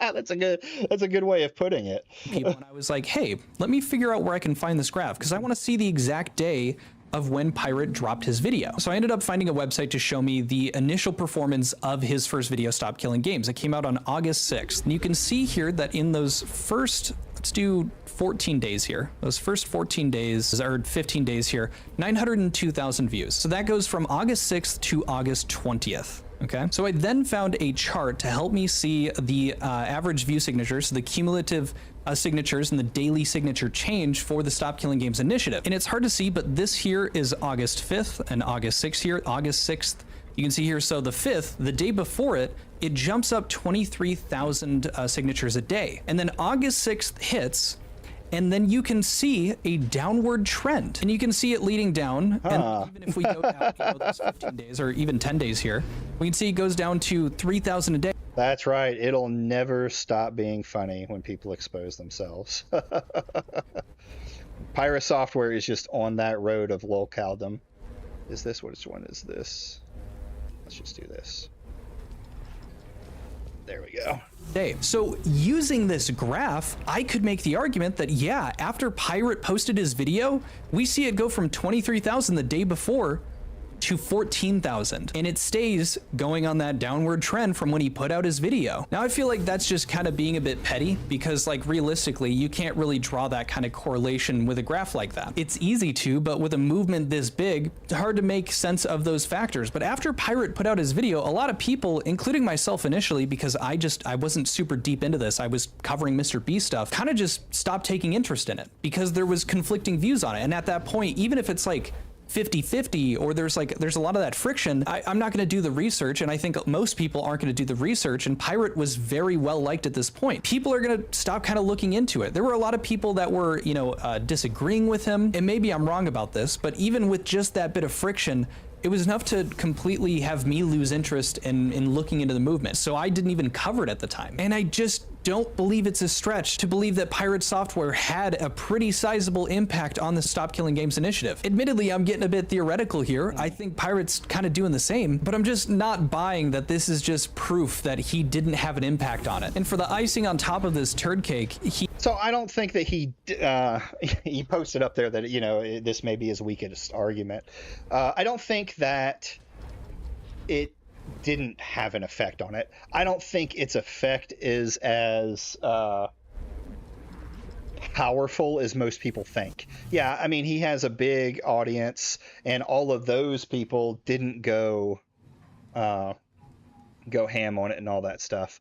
But that doesn't necessarily mean that he had the biggest one on it, right? He ends up also replying to it and saying, and for those that don't understand why I put out the videos in the first place, you might want to give this a read. So this is a blog from Daniel. I'm not too sure who Daniel is, admittedly. And he's pretty much breaking down why the Stop Killing Games initiative sucks. And admittedly, I haven't fully read through this yet. I'll probably do more, might do a stream covering it. But when I was glancing over it again, like 2 a.m. last night before I'm heading to bed, I ran into seeing this free to play the cherry on top. I'm gonna just read you a few parts of this here. The fact that the movement also wants to extend itself. If you got time, I would mind you going through that blog, by the way. Yeah, we can do that. Let me see if we'll have to see if I can find it. But yeah, I'll definitely like to go through it and kind of see what, oh no, I don't want to repair. Boom. Boom. Because it could be very interesting. I've listened to a few takes on it, and devs seem very split on what actually is, like, is it a problem or not? To free-to-play games is also... I have the link. I'll DM it to you. Yeah, DM it to me, and we'll go over it after this. Egregious. People do not pay for these games, and microtransactions do not constitute ownership of some license to own the game in perpetuity. And he talks about the EU Consumer Protection Cooperation Network. It's already published principles requiring clear and transparent pricing. This is something that was happening a few months ago, not really relevant to what we're talking about here. And then he finishes it off with, but SKG wants to extend preservation requirements to games people got for free. The entitlement is staggering. In typical for pirate free? fashion, when did the initiative say that they wanted to get it for free? They just want a way to preserve it. Like, one thing I've heard, people talk about, like, oh, these everybody reasonable playable state. That's where people talk about it going. I don't think that means, and I don't think Ross thinks that means that the game has to be absolutely playable on everyone's PC, right? I think so for instance, World of Warcraft is one that comes up. Like, if you don't necessarily have to have it playable on the client side, but you could make it so that someone could start their own servers with it. Got for free might be referring to free-to-play games. Yeah, I guess it could be that, but the company still made money off of those games at the time, right? And linking it so that someone could start their own servers, I don't think that's I really don't think that's a ridiculous ask. This is misrepresenting what the initiative is asking for. Now, he does touch on it a little bit. I'll give him credit. He does talk about the microtransactions do not mean that you have a license to the game in perpetuity, but that's what the fact kind of explains. In the FAQ, isn't it unreasonable to ask this of free-to-play games? The answer is, well, free-to-play games are free for users to try. They're supported by microtransactions, which customers spend money on. When a publisher ends a free-to-play game without providing any recourse to the players, they're effectively robbing those that bought features for the game. Hence, they should be accountable to making the game playable in some fashion once support ends. Our proposed regulations would have no impact on non-commercial games that are 100% free, however. So right off the bat, no, it is not asking this for entirely free-to-play games, but to talk about microtransactions, you have purchased a good, and to take away that good at the end of it isn't okay. And Daniel's right. You don't actually, as of right now, when you buy microtransactions, you don't have a license to play that game in perpetuity. But the initiative doesn't like that. And they think that if you're able to purchase in-game goods, you should still be entitled to use those and not have that good taken away from you. Similar to the fact that if you purchase a video game, you should not have that video game taken away from you because the developers are just done supporting it. I think that's reasonable. Matter of fact, it's getting the foot in the door. So there could be more conversations about this if you disagree with it. But Pirate Software is not interested in having this discussion with Ross. So maybe, I guess, there is no wiggle room there. Maybe we're just... Oh, yeah, that's the biggest thing with me. Like, why is there no wiggle room for him to talk with Ross on this situation? And just, I mean, it's because he wants to be right. He doesn't want anyone to tell him he's not right. But I keep seeing this thing. Like, I get it. Not everyone's a debate bro, right? I'm not much of a debate bro in the way that, I talk and things like that. But you can have a conversation about these situations and talk about it and come to a agreement, because there's obviously a disconnect between consumers and devs, and that disconnect needs to be brought together, right? Just gonna have to figure that out when it does, go forward. Hopefully, as long as we get enough signatures. So I guess to close this out, it's frustrating because Pirate is quickly turning to, and to some degree, I don't blame him because of the death threats and the swatting, that people hate him because of who he is, rather than his inability to Yes, I do hate him for who he is. Walk back misrepresentations or just straight up lying about things. He's got too much of an ego to ever walk those things back. And I'm just kind of mind blown that I get to make a video today talking about all of these things, where even in a tweet where, I guess people smarter than me that can look at graphs and understand that better could say, yeah, there actually wasn't a change, and we could have a discussion about that. But to follow that tweet up with an article that, even just from a skim, is misrepresenting a point of the initiative, I'm baffled. Like, why don't you check that? Or why isn't he able to move past the perspective that he's had, which has been point for point debunked or clarified? Why he can't just take some of it in and change a little bit? But we already know that answer. He doesn't want to. He's dug in, he's not interested. And in tandem with this swatting and the death threats that he's receiving, his victim complex about this entire thing has just been completely vindicated for him. Honestly, it makes this easier and easier to make another video about it, because over time I don't really care if Pirate Software feels vindicated and uses it for that way, because it's his strategy. So I don't see, it's never going to change. He's not going to suddenly have an epiphany and be like, you know what? Maybe I am the asshole. Maybe we're the baddies, right? But Oh, okay. I'll take you. That'll make that easier. But what I do like is that more people are becoming aware of who Pirate Software really is. He's not the nice guy who knows what he's talking about. I've saved some information maybe to bring up at a later date, where a cybersecurity guy basically called out Pirate Software for some of the language he uses. It's not as interesting because there's a lot of techie stuff going into it. They're getting real hardcore into the definitions, but it's still one more thing where we're saying that Pirate Software isn't as knowledgeable as he pretends to be. Seems to lie or be wrong more and more clearly. I didn't have to do much digging to find a lot of this. I'll also credit, the guy who made the clip showcasing a lot of what we talked about, but it's just everywhere now. It's just, he's getting so messy about it. But that's going to close out me talking about Pirate and what we discussed about today in the drama. I want to chat a little bit because I just reached 50,000 subs. All right. So that is that. Let's I'm going to cross the desert here, and then we're going to take a look at that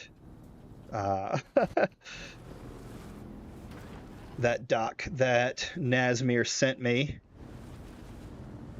All right, here we go, guys. Let's get up some speed and let's cross the desert. Hopefully this won't be the third time I've gotten eaten by a worm.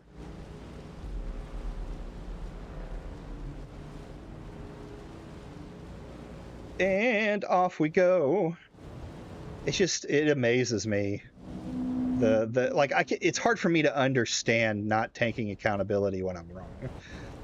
I understand the want not to, but I've always tried to, if I'm wrong. Where is he? Oh no. I think I'll make it. I think I'm good. Yeah, I think I'm good. Oh no. Get up this hill, get up this hill. Woo, big boy. Yeah, I got it. I got it. Fuck you, worm. But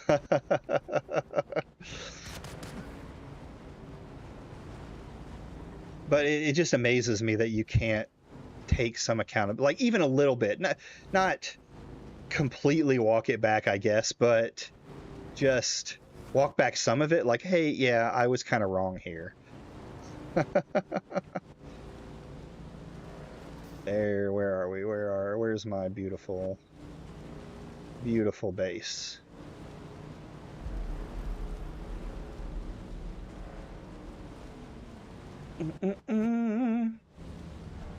So next week I will probably not be playing Dune. Well, next week will probably be the last week that I'm playing Dune. Oh, drum sand. I will RimWorld, my go-to game, is putting out another DLC. So I will be playing that one. You get to make your own ship, fly around in it. There's new biomes. So we're going to be playing that, and you can watch me talk about videos and yell at my pawns as they don't do what I tell them to do. All right, so we got that. Let's check out Discord. Discord.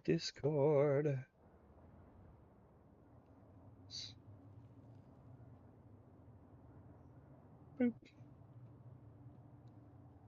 All right. So here is this movement. We can make it a little bit bigger. There we go. Daniel's blog, Stop Killing Games and the EU, when activism meets legal reality. That's an interesting start. I find it ultimately ironic that this guy already fucking sounds like sounds like he's like uppity, right? He's already talking down to us about this situation. So that's a good start. Ooh, hold on.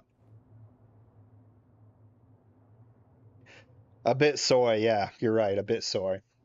I ultimately find it ironic that the reason why Stop Killing Games has to exist in the first place is EU laws. Countries with fair use and fair dealing, written by Satire Software, totally not pirate software. That's a good point. Now I wonder. Countries with fair use or fair dealing doctrines, like the US, Canada, and the UK, have provisions to cover the preservation of games via modding and emulation. This is not true. Modding, yes, but emulation gets smacked down all the time. Nintendo smacks down emulation constantly, and that emulation could be coming out of the US. So this is bullshit. You can mod games, but if they take the game, can anyone mod the crew? Can anyone mod the crew to be playable? No, they can't, because the single player version of it is gone. So that's already bullshit right there. Fair use lets you do these things, like lets you do modding. Emulation, I question though, right? I've seen emulation things, and I think there are some cases where companies are okay with it, but I'm pretty sure it's clearly Thor at a fake mustache and glasses. Oh. However, for the EU, due to DRM, you realize gamers have been complaining about DRM since the beginning of DRM. No gamer likes DRM for all the same reasons that Stop Killing Games is talking about it. Associated laws and regulations, publishers and game devs have the right to control their copyright. Yeah, this is straight up pirate software.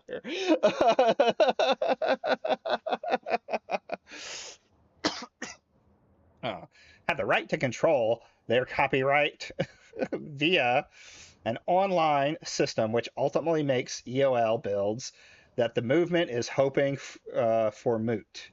I forget what EOL builds is. End of life builds. That the movement is hoping for moot. The legal framework they're actually fighting. The EU operates under the Information Society. I'm going to need some of you guys who may know this better than I do. Directive 2001-29 EC, which provides an exhaustive list of copyright exceptions rather than the open-ended fair use doctrine employed by the United States. Okay. Fair use?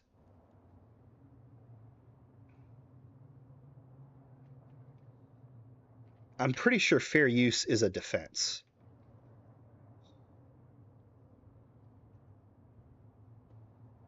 Fair use is a doctrine in the United States that permits limited use of copyright materials without having to first acquire permission from the copyright holder. So like what this guy is saying is that I can already just completely steal the code for a game and it's not pirating because it's under fair use if the game is no longer there. And I just don't think that's true. It allows for the unlicensed use of copyright protected works in certain circumstances, such as for the purpose. Okay, all right, let's. This guy's already full of bullshit. Let's bring this up.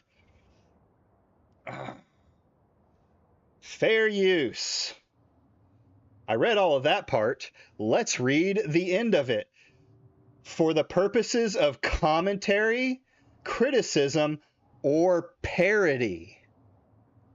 For the purposes of commentary, criticism, or parody. This Daniel Software is not a fair use argument. Like I can't just play a game at the because it's fair use.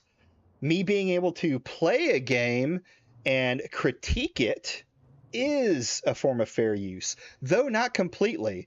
Gaming companies have always had the right to take down your game for playing the whole thing. They stopped doing it because it was beneficial to them, right? For the beginning of a lot of these, especially when money started getting involved, they were taking down creators who were playing games. But then they noticed, oh, well, if these guys play our games, more people go out and buy it. So it became an inner working system that the laws didn't need to be allowed with. It shows that with where one of the few companies that'll still do that is Nintendo. They're notorious for doing these different things and even taking down YouTubers' videos. So fair use has nothing to do with what he's talking about. U.S. fair use has nothing to do with this. Article 6 of the directive requires member states to provide adequate legal protection against circumventive of technology measures. Exactly what Stop Gaming wants to override. Adequate legal protection against So he's saying that, yeah, this is 100% pirate software. There's no way it's not. Against circumventive of technology measures. He's saying the same exact thing that pirate software was saying, right? You want us to take off the things that are going to allow people to pirate the game, and that's not what it's saying. Since Stop Killing Games claims to be the copyrights to stay as is, by extension, the systems to protect copyrights will also stay as is. Okay. But here's the thing. You're protecting the copyright of a game because you don't want that game to you want to keep making money off of that game, right? That's completely legitimate. It's your game. If someone makes a copy of that game, you're not getting the money for it, especially if they're giving that copy away. Even worse, if they're selling that copy.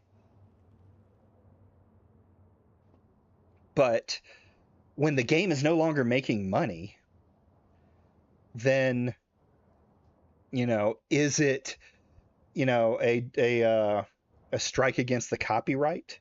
I've heard some arguments say, about giving out the code, it may cause problems. And then, there's the minute details of micro services that are used in these games. But this is completely off base. They're not calling for you to get rid of DRM. They're calling for you to lift DRM when the game is no longer being used, so that you can keep playing it.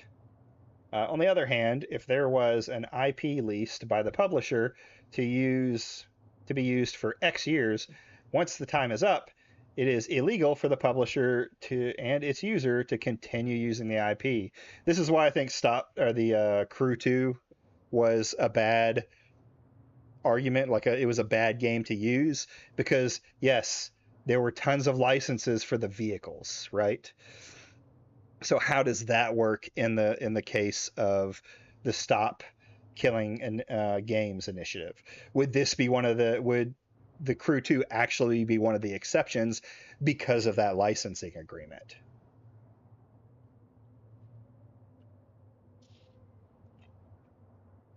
It's very likely that games will need to pay extra to maintain a license to use copyright material, so the game is playable but not free.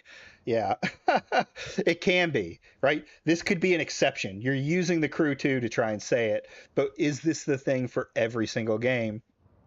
And is there not a way around it, right?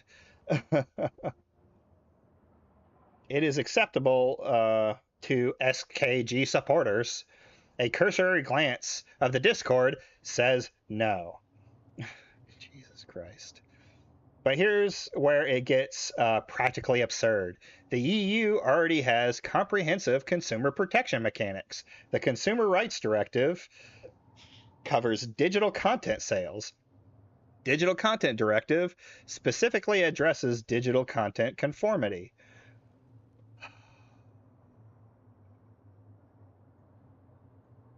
Here we go.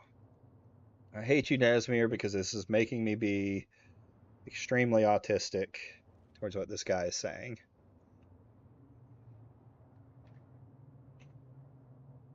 Yo, I specifically asked Rost about this, by the way. What did he say? Consumer rights. On Gronkin? Nice. Nice. Okay, directive of the European Parliament and the Council.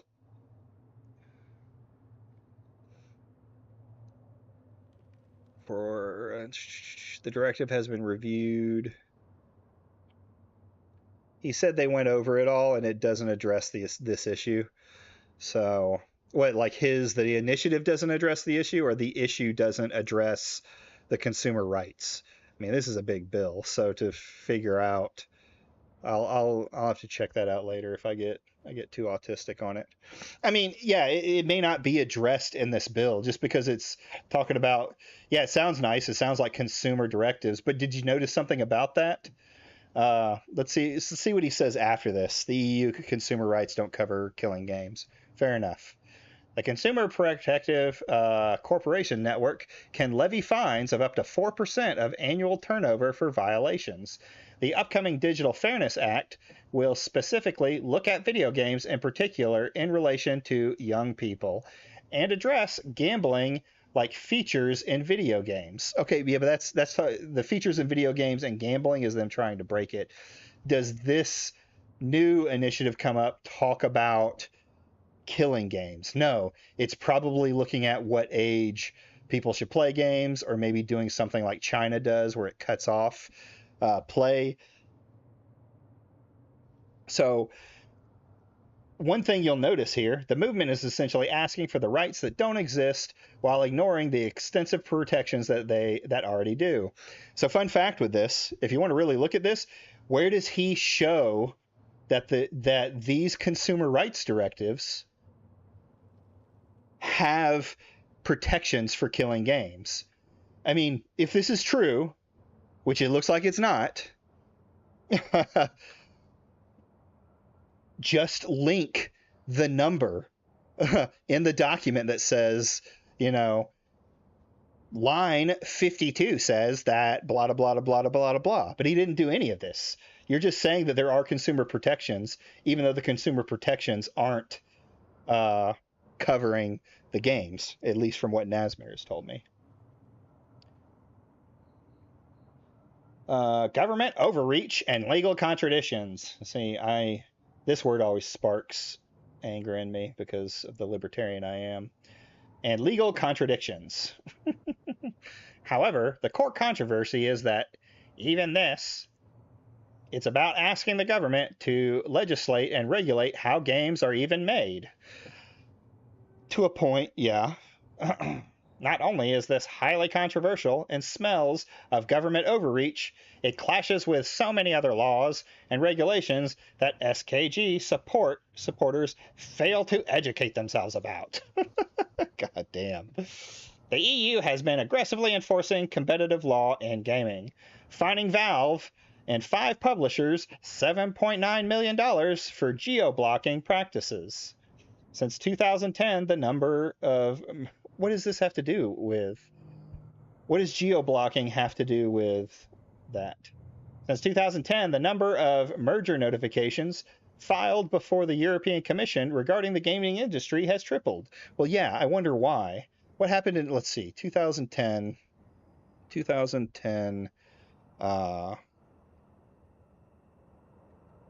games. Let's see what games came out during that time. 2010 video games. Red Dead Redemption came out, Limbo, God of War, DJ Hero, League of Legends, Assassin's Creed 2, FIFA, which has always been, FIFA 10 came out, which has always been a hot topic around gamings. Mass Effect 2, StarCraft, Rock Band. When did... What year? What year? Hold on, let's see. EA Games 2010. Nope, that wasn't. When was Battlefronts released?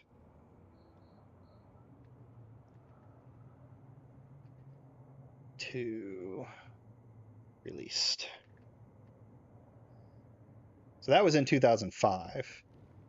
No, not Battlefronts 2. It was Battlefronts, was it 3 or 4? 2 was the based one.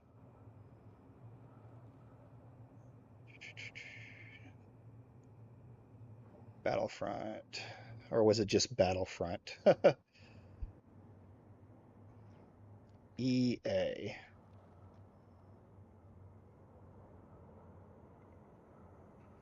Release date. There we go. Well, 2015. So, no, that wasn't it. But that was right around the time that 2010, there was a lot of hype about microtransactions starting to make their way into gaming and different things like that. So, and then the big one was, in my opinion, one that really started turning heads was Battlefront, because of how egregious its loot boxes were. And people started talking about loot boxes. Where were we? Did I go down a little bit too much? Yes. Yeah, the EU has, since 2010, the number of merger notifications filed. Oh, what are merger notifications? Let's go with that, because I may be just completely off base. Copy. Merger notifications. EU. The European Union merger notifications are a critical step in the process of concluding a merger. The European Commission's merger regulations require that any concentration within the EU dimensions must be notified to the... Okay, hold on. The European Commission has streamlined the merger control. This sounds like companies merging. Legislation, the new filing forms such as a short form CO are designed to be used. The loot boxes and microtransactions era was one of its kind. Yeah, it was crazy growing up through that era and seeing just how bad it was. Loot boxes are pretty much dying out. Microtransactions are kind of here to stay, I think. But a lot more companies are just sticking with skins. I think a lot of the pay-to-win stuff, at least in the majority of gaming, is starting to go away. So it's just, I don't think it's as profitable outside of FIFA, and I know FIFA has been losing out on it. People are just getting tired of it. The EU is aggressively... I don't know what merger notifications have to do regarding the games industry has tripled. I don't know what games industry mergers have to do with Stop Killing Games. The Digital Service Act imposes extraterritorial obligations on gaming companies serving EU users. GDPR restricts international data transfer, which directly conflicts with game preservation goals requiring cross-border data movement. I don't know enough about this to say anything about it. But so far, a lot of this just looks like bullshit. Okay, what? Why would a end of life plan not comply with data transfers? What international data transfers would be done to have a subset plan? I mean, yeah, that's a good point. I don't know much about this data transfer app and like how that like is it would Steam not have a problem with data transfers if that was this would actually explain that a potential for counter arguments and solutions.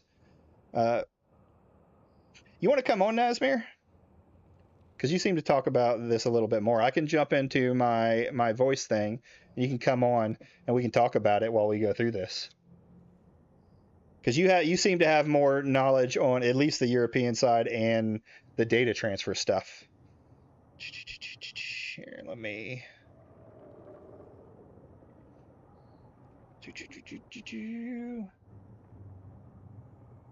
Where am I?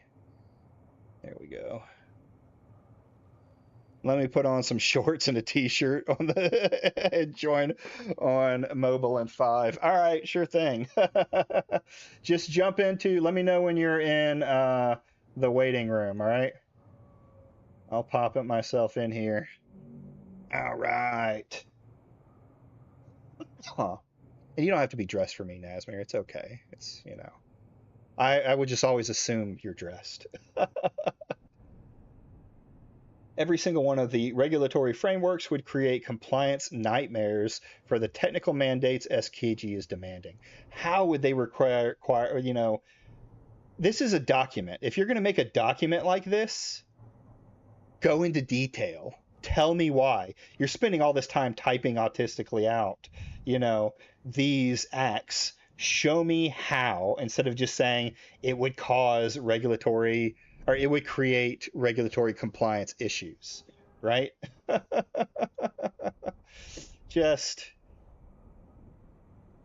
It's so hard for me to believe any of this.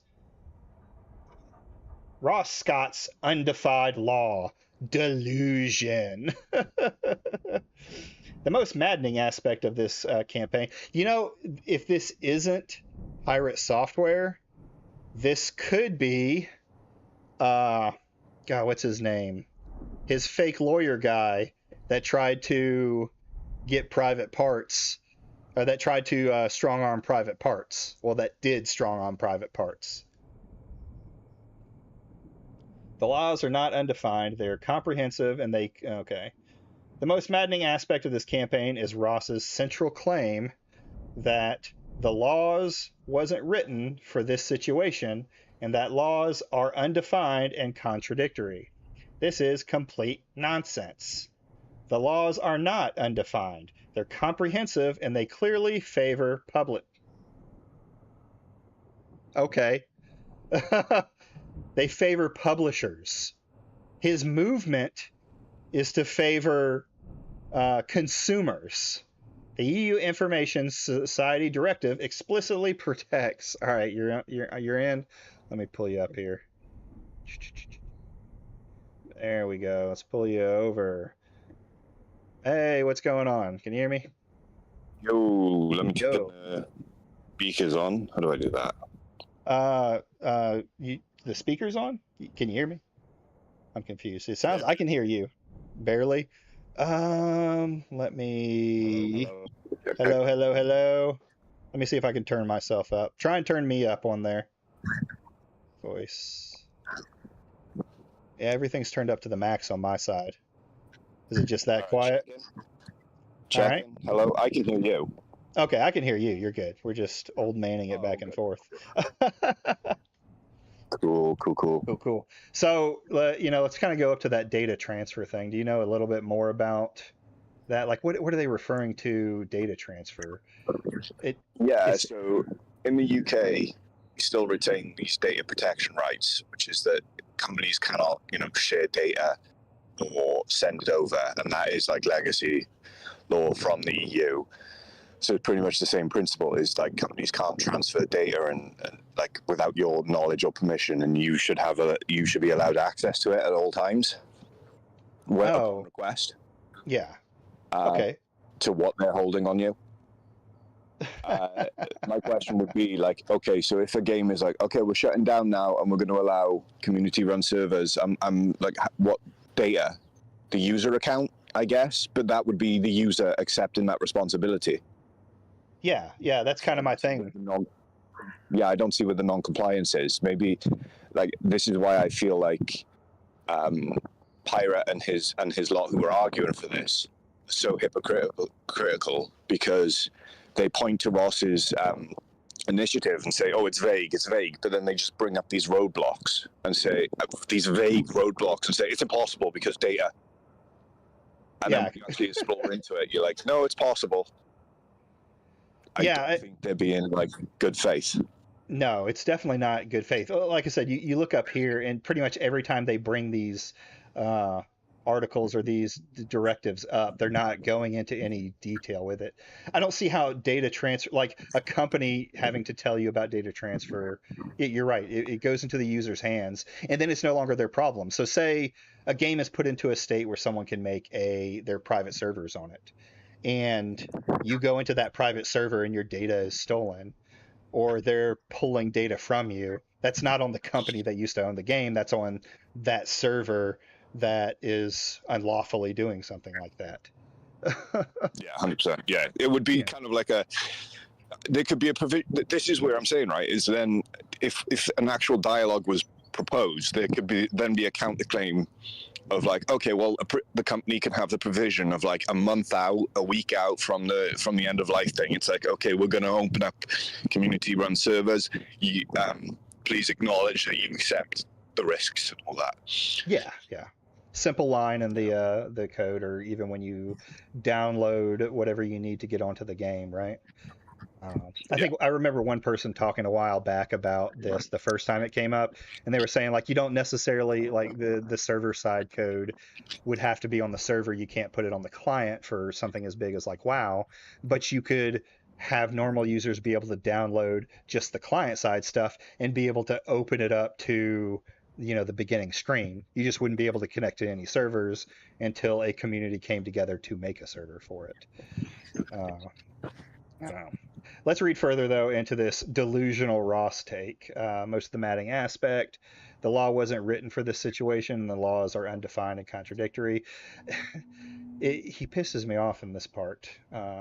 Pirate does. The laws are undefined and they're comprehensive, and they favor the publisher. Well, yeah, that's the problem. We don't want it to favor the publisher. We want it to favor the consumer. Yeah, that's the whole point of consumer rights laws. Yeah. So he's flat out admitting right here, yeah, it's in the publisher's hands. The publishers get to fuck everybody over. Thanks for clearing that up. I'll sign the document. Let me move to the EU real quick. The EU Information Society Directives explicitly protects DMR systems. Yeah, that's the problem. Consumer protection laws require disclosure, not indefinite service obligations. Yeah, that's why they want to do the movement. Copyright laws establish clear hierarchies where intellectual property protections take precedence over consumer convenience. Yes, this is exactly what the problem is. All right. Scott's argument boils down. Oh, go ahead. Sorry, can you reread that, like, indefinite service sentence real quick? Copyright laws. Running a service indefinitely. Oh, yeah. Indefinite. Oh, yeah. The EU Information Society Directive explicitly protects DRM services. Consumer protection laws require disclosure, not indefinite service obligations.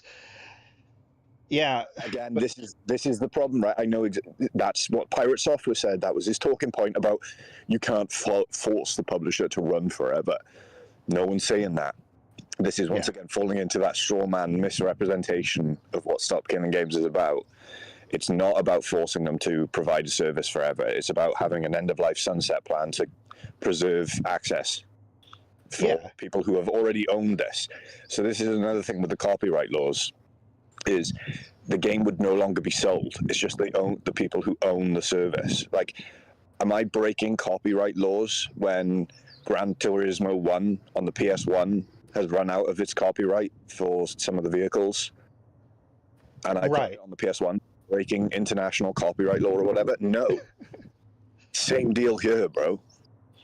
Yeah, that's a good point. Thinking of the crew and all of those is like, yeah, they don't have a right to sell the game anymore because they don't have the licenses for the game. But the guy who's already playing it on his server, he's not, or playing it on his computer, he's not. He's not using the license. He doesn't need the license, right? Yeah. When I got a hard copy of any racing game, it's going to have all of those cars on there. You know, Need for Speed, I'll use real cars. Me having that disc doesn't mean I need to have the same license the company would have had. Yeah, and the other solution as well is, well, this one's not as good. It's like where, you know, GTA couldn't get the licenses, so they had like basically alternatives. It's not as good for racing games because people want that, you know, simulation. Mm-hmm. It's an option, but if the copyright has changed between now and Gran Turismo on the PS1, where PS1 players could still play forever indefinitely, and now on modern games they can't because of some change in copyright law, then we need to change it back. It's pretty simple. Yeah, it's there's a problem there with it. You know, there used to Disney made its money off of other people's intellectual property, right? Because there used to be the idea of it went to the public market after that point. So maybe we can start moving kind of back in that direction. Maybe not like a game can't completely lose their you know, I'm not saying that Assassin's Creed one day should just become public and everyone can make an Assassin's Creed game, but there needs to be some movement back towards that because it's become so tight. Simon, I want to say real quick, what you missed is we've been going over Pirate Software. We're reading Daniel Software's blog that's proving Ross wrong. Yeah, this document, Simon, really does seem like it was written by Pirate Software in a fake mustache and glasses. Yeah, 100%, like just behind his desk, using his real voice instead of the deep voice, so no one knows it's him. So Scott's argument boils down to traditional expectations are that games last indefinitely. Okay, no, not really. Which is legally irrelevant. Consumer expectations don't override explicit contractual terms that meet disclosure requirements. Hold on. Which is why there would be a grandfather clause. But Yeah. the games that have done this are exempt, and now moving forward, we're going to go back to what the consumer wants for their consumer rights. Yeah. Again, weird point. Weird, irrelevant point. Yeah, it's been said over and over again. We don't want to do this to old games. I would like it. I would like it if some of the older games found a way to meet the standards, you know, on their own. But no one's asking for this. And it's also like this idea of you override contractual terms. You have to be accepting of the norm. You have to be accepting of the way it is now. This is just the way it is. The tradition. Yeah. The distinction between go ahead. Go ahead. Sorry, it's just that. They're disagreeing to the contract. It's like, well, my problem is the game. The publishers are allowed to change the contract every month, adding in new provisions, and if you don't accept, you have zero access. Is that fair? Yeah, right. Well, yeah, that's the thing. Like, if you buy a game, you're going to have to sign the license agreement. And if you don't want to sign it, you can't. You'll have to refund the game, I guess. It's like, well, let's say you agree with the first license agreement that they sign, and then a month later they change the terms and say we're allowed to have data miners or whatever on your game. And if you don't agree, you're not allowed to access the product you purchased for. Yeah, well, that's a change in that's them having willy-nilly changes in contractual obligations, but the consumer's not allowed to. Yeah, that's a very good point. It's so one-sided nowadays with these these terms and conditions and all this different stuff where they can put in pretty much anything they want. You got the terms like we can kill the game at any time and things like that. Hey, gaming brethren, what's going on? More or less, they don't self-terminate or come with build dependencies, in other words, that negate the ability to play the game outside of authorization. Not talking about libraries or common SW.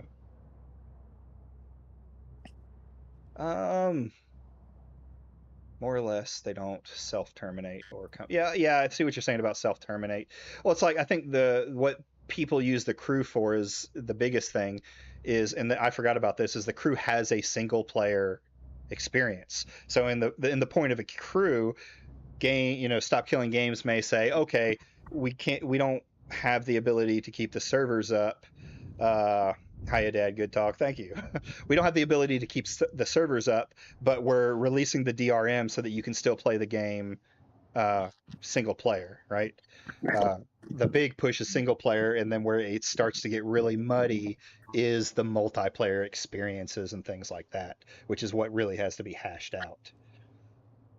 Though I don't think it's as hard as some of these people are making it out to be. The distinction between the licensing ownership is centuries-old legal doctrine, not some modern ambiguity that courts are scratching their heads over. What is this? It's still the the distinction between licensing and ownership is centuries-old legal doctrine, not some modern ambiguity that courts are scratching their heads over. No, this has been a fluid thing. Like, yes, the idea of licensing and ownership has existed since we've been writing contracts. But yeah, I was going to say, like, the contextual manner of which this licensing is handed out is completely different from, like, I don't know, a car rental license. Yeah, it's as different mediums of consumerism has come out, they've had to adjust that licensing to fit with it. So it's always changing. And now we're asking to readjust that licensing for gaming.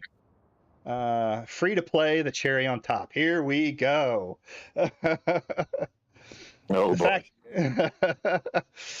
The fact that the movement also wants to extend itself to free-to-play games is also egregious. People did not pay for these games, and microtransactions do not constitute ownership of some licenses to own games in perpetuity. No, but you bought. This is an old argument from the beginning, like from the beginning of loot boxes and skins, and the start of the horse armor is you're buying this thing. You're buying something, a skin to go on a skin. But if the game is turned off, that skin is gone. That property that you had means nothing, right? Because it's digital is the argument that it doesn't matter. It's not a physical product, but you as the consumer paid for it. And let's get, you can get into the, $500, $600 skins on League of Legends. You can imagine the amount of money that people put into that game, that it just all goes away if they decide to shut down the servers. Yes, this is a problem. This is what we want to change. Yeah, 100%. I have nothing to add to that. It's exactly what you just said. Yeah. The EU Consumer Protective Corporation. God, this guy loves bringing these up, but not explaining how they fit. Whoops. Good thing that wasn't like OnlyFans or something. A clear and transparent, already published principles requiring a clear and transparent pricing for in-game currencies and what does the pricing have to do? Practices to force consumers to purchase unwanted in-game virtual currency. The regulatory framework already addresses the actual problems in free-to-play games. But what does the monetization have to do with your ownership of the skin? Yeah, they this is protection so that they can't do the money glitches, right? Or the money things where it's like buying the skin costs $5, but you only get $4 worth of currency. So you have to buy two to be able to pay for it, which leaves you that's what this was brought up over, at least from my understanding, and other practices like it. What does this have to do with your ownership? Yeah, exactly. What does this have to do with ownership? This is like someone being like, I don't know, in the 1980s, being like, "Oh, I'm demanding that you add seatbelts to cars," and then replying, "Oh, but the law already has airbags." Yeah, it's okay, but that doesn't. Seatbelt issue, bro. Yeah, it's different issues. A couple of these have been completely different issues of problems solved by the UK. Let's see, the only place that I've seen the whole copyright thing be problem with is with collaborations and losing the rights to licenses.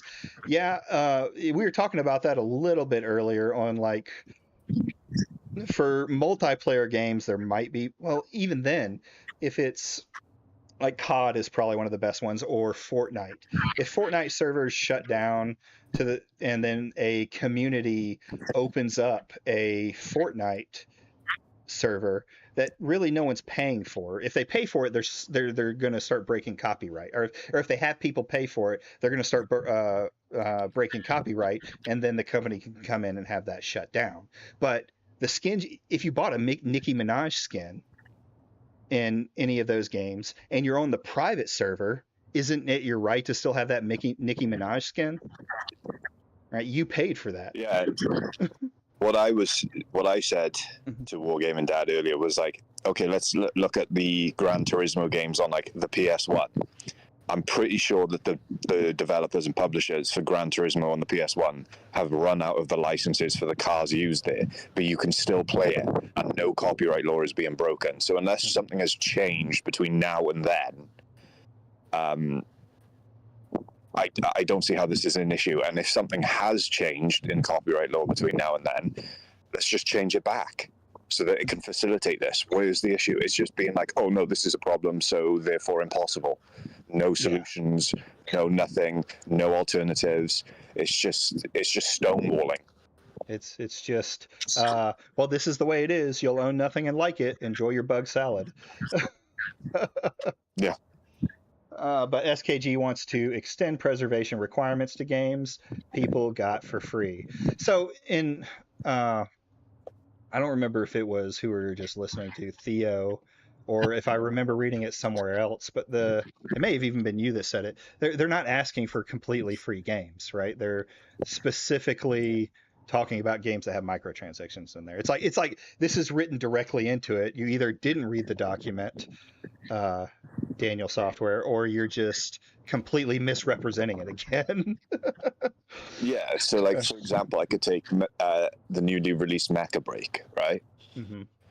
I haven't paid anything to the developers of Mecha Break for like rights to the access to the robot, the different skins or mechanics, and I never will because I just don't really want to pay all that money for microtransactions. But I'm having fun with the game. Mm-hmm. I would not be entitled to have that access then. Yeah, right. You wouldn't be able to. Users who spent even $1 up to 10 grand or whatever it is with the whales would. Mm-hmm. Yeah, exactly. It's like I buy skins. Only game that I buy skins on is Path of Exile and Path of Exile 2, and it's because I like the developers. I like the way they do their microtransactions, and I like some of the skins. So I don't believe that I should get opened up every skin that's in the game, but I would like to be able to play the skins that I did pay for, right? So take Dragon Dogma 1 and the Berserk armor set that were in the game.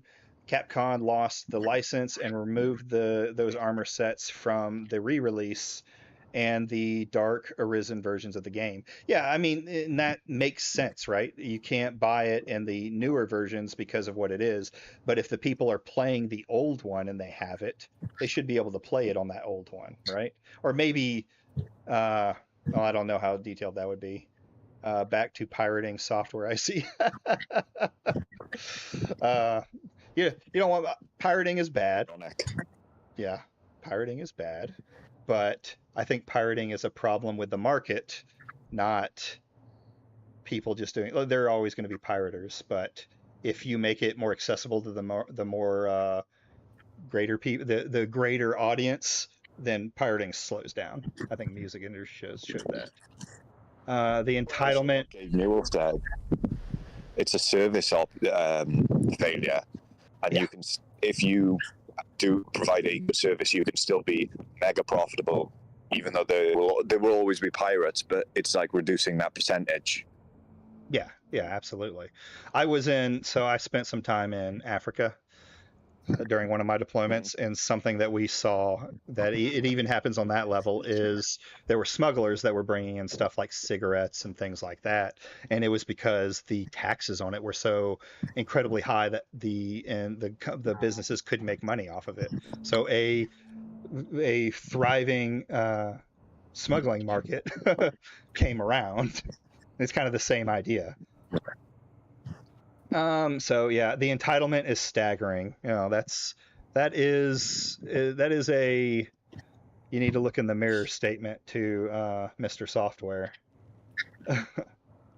I will never get these pro mega corporations always saying you're entitled for wanting to own what you pay for. Like, what are you on about? Yeah, I will never get that mentality. I used to it's been such a weird thing for me to really get back onto the internet and like X and stuff like that, to see people genuinely shilling for these companies when they're doing bad things and making some of the worst white knighting takes on them. Like, oh, well, they do that because this and this. Oh, we should be paying more for games because games were cheaper back then. And it's like, no. What we should have is a market where the prices are determined by what the consumer wants to pay for it, not all the companies changing it to one price because it'll work. Let's see. Yeah. The signature struggles to reveal whoops, I keep doing this. The signature struggle reveals the deeper problem. This seems to be a deep misunderstanding of how games are made and consumed. These people are simply looking for a gamer moment. Wow. What does that mean? I have no idea. A gamer moment. I guess a win, you could say. Like, we're just looking for a win because we keep getting rammed by all the large AAA companies. These fucking gamers, Wargame and Dad, trying to advocate for themselves. Yeah, fucking get entitlement, the goal. Yeah, right. They don't understand what us devs have to go through just to put a game out. 6 years to write a game similar to a game that was written in 1 year by one guy. They just don't understand. Man. Well, this is the thing, right? Because I'm big into the indie scene, and I watch these guys. There's one, Anenra, the developer for that, Zahid. He will like pop into his Discord voice call and like stream progress of the game, and you can see how there's obviously like a talent and skill and hard work in terms of like learning all of this stuff, and then it just kind of becomes second nature to them. But there's a element of tedium. We have to go in and do like frame by frame by frame by frame animation for like 120 frames or whatever for a 2-second animation. And yeah, that's difficult and that's hard. And I understand that game development is a lot of work for that. But at the same time, that doesn't invalidate people who want to advocate for their rights to keep what they own. Yeah, and I've always said like the amount of work you put into something does, and this is kind of like an Asmongold statement too before he went absolutely batshit nuts. Like, the amount of work you put into it doesn't matter to the consumer. The consumer wants a good product. If the product is good afterwards, they don't care if you spent 100 hours on it or 10,000 hours on it, right? You're just not going to convince them if the project's bad. Or if the rights around it are bad, Yeah. And a lot of this statement just seems, well, this is the way it is. You know, I just got a little sneak peek of the end of it, and oh, it's something. Yeah, it's just like complete nihilistic appeal to authority and apathy, all rolled up into this one ball of misrepresentation. Yeah, absolutely. Gaming Brethren said we're having a gamer moment right now. True. We are fighting against the man and the corpo shills. Let's see here. The petition needs 1 million EU signatures by July 31st. It didn't make that, so I don't know how that's going to work in retrospect of getting it afterwards. But I guess it still could cause some hurdles, or it seems to be gaining even more traction to move forward to lawmakers. Even if they manage to reach this threshold, the fundamental legal problems remain unchanged. Signature collections doesn't magically transform, yeah, okay, we know this, transform legal and possible demands into viable policy. No, everyone, even Ross has understood that just because we do it this way doesn't mean they're going to make a law, but it will have politicians talk about it. Because in the EU and in UK, it actually does bring it to y'all's parliament, right? That's not something that happens in the US. Yeah. This is so funny though. Like these wannabe bureaucrats being like, "Oh, but the piece of paper said, the sacred parchment said," as if it's like some sort of like universal law that cannot be changed. Like, no, bro, it's a piece of paper. We can go back and revise it. That's the whole premise. That's just not true. They wrote it. Blows their minds, dude. That's just not true. They wrote it in stone. You can't change it when it's written in stone. Friggin' Luke Skywalker over here. The sacred text. The sacred text. Oh, this whole thing is like we can never change any laws ever once the government has established it, or we can't fight for our own rights. I mean, it's from a complete developer mindset, right? And like a developer that wants to give no grounds to the consumer. They just want to make their product and they want it to be sold and you should buy it, right? And I understand, okay, there's a portion of me, yeah, just be a little consumer. And, I understand protections, right? I understand you wanting to protect your product. I understand not wanting it to be pirated. You want it to do well. So there's that understanding of that. But this has gone too far over to the point that we're losing our history in our games. And I think this is going to be a thing in the media industry too. If they start, once, who was it? Was it, I thought Amazon, did Amazon remove some stuff from people's? No, it was PlayStation. They removed games and movies from people's lists, right? I know from personal experience, I bought one of the Godzilla films on Amazon Prime. So it wasn't just like direct subscription streaming. I bought the film and then it was gone from my library. Okay. The Godzilla film for a bit from Legendary. Yeah. So they brought it back, and from my recollection, it was not put back into my library. So you would have to buy it again. That's nuts. Yeah, I see as this becomes more of a problem that this idea of stop killing games can flood into all types of media. What about the guy who wants to keep using Word but he's under a license and he doesn't want to go to the new version of Word? He wants to keep the current version he has, but eventually they'll force him into an update which will have all the new features he doesn't want. Yeah, it's like that with Photoshop. Every time I open it up, there's a new AI feature, and I'm like, I don't care. Same thing with what do I use? I use DaVinci when I'm pulling in my edits and stuff like that. And it's like every week there's an update on it, and adding new features. We're going to do this and this. What is what is Stop Killing Games is asking for isn't consumer protection. Okay. I mean, that's an opinion.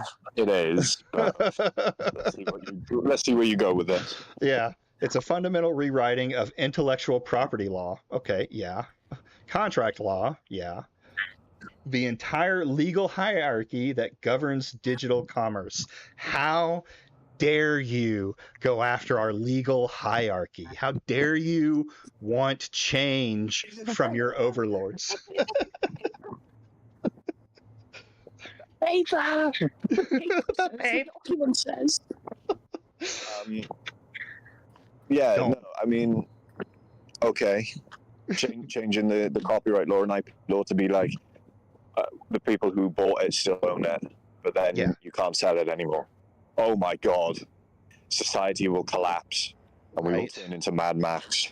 Yeah, and just suddenly everyone's going to start pirating all games, or no one's going to buy a game until it's almost dead, and then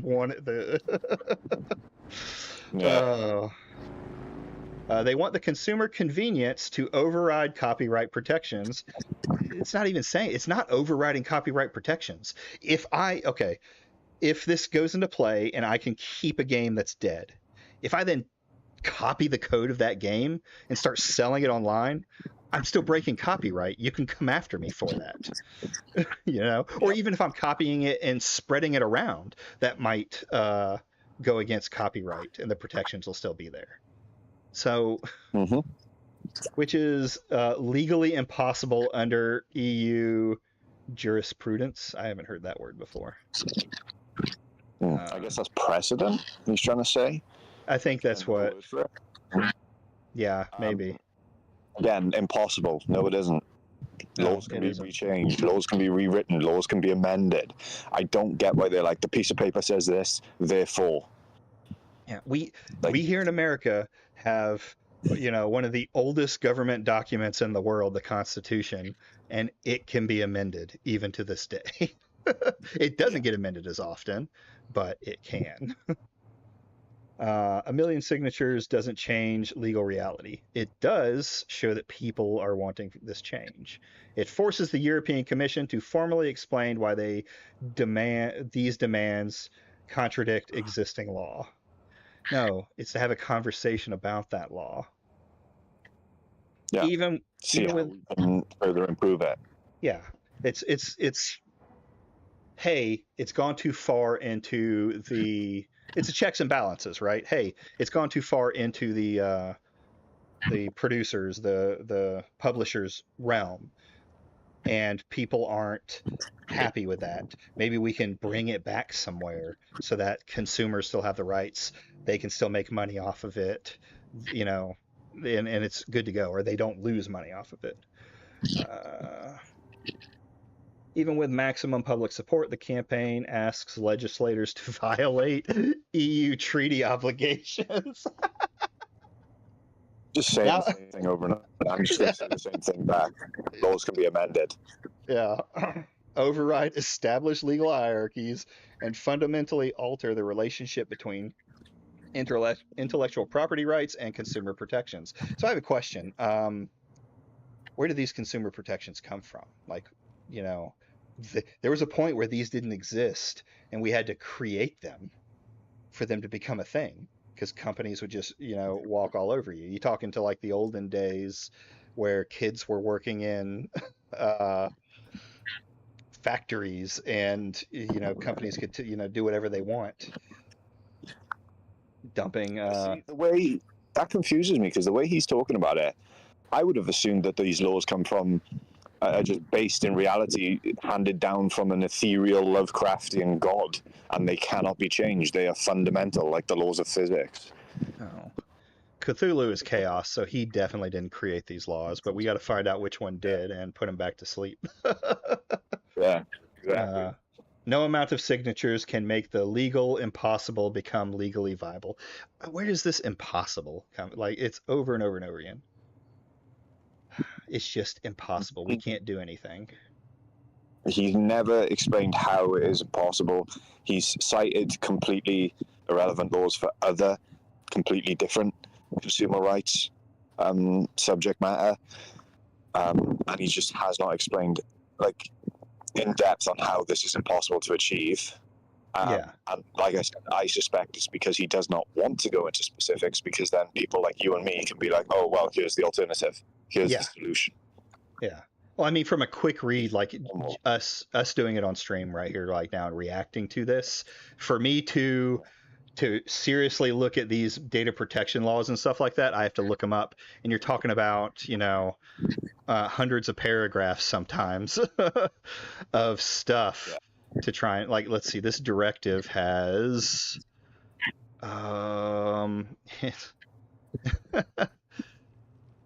where is it? The final one. There's even more underneath it about the individual laws and, ratifications, not ratifications, but changes. There's 3 chapters, like 70 something plus paragraph, or 67 plus a bunch of other paragraphs after that, another like 30 or 40 that I would have to go to try and find, which I probably won't find, right? It's not in there. We've already established that a lot of these aren't pertaining to Stop Killing Games. So for the average person reading this, they're like, oh, I didn't know that was a thing in the UK, and they just run with it. They're like, oh, well, Pirate Software made a good take here. That's the thing, right? Because it's like in my job, I have to do annually go over and sit a little test on data protection. Mm-hmm. And it obviously in the legal documents and stuff, you've got chapters and chapters and paragraphs of writing. But to boil it down into a more simplistic explanation, it's just literally how to store it, how long to store it, the protection of it, and making sure that you comply with allowing the person to have access and rectifying any mistakes. Yeah, that makes sense. I mean, we have the same kind of data protection laws in the United States. There's been issues over it because of a lot of the data, the data collection stuff. But yeah, I mean, it's after you explained it to me, I'm like, oh yeah, that has nothing to do with me downloading the game. I feel like you could say, all right, if this is a real problem, why does Steam not have a problem sending downloads all across the EU? Wouldn't that mean that they couldn't do that because they're transferring data? What's the difference between Steam doing it and me getting it from the company downloaded?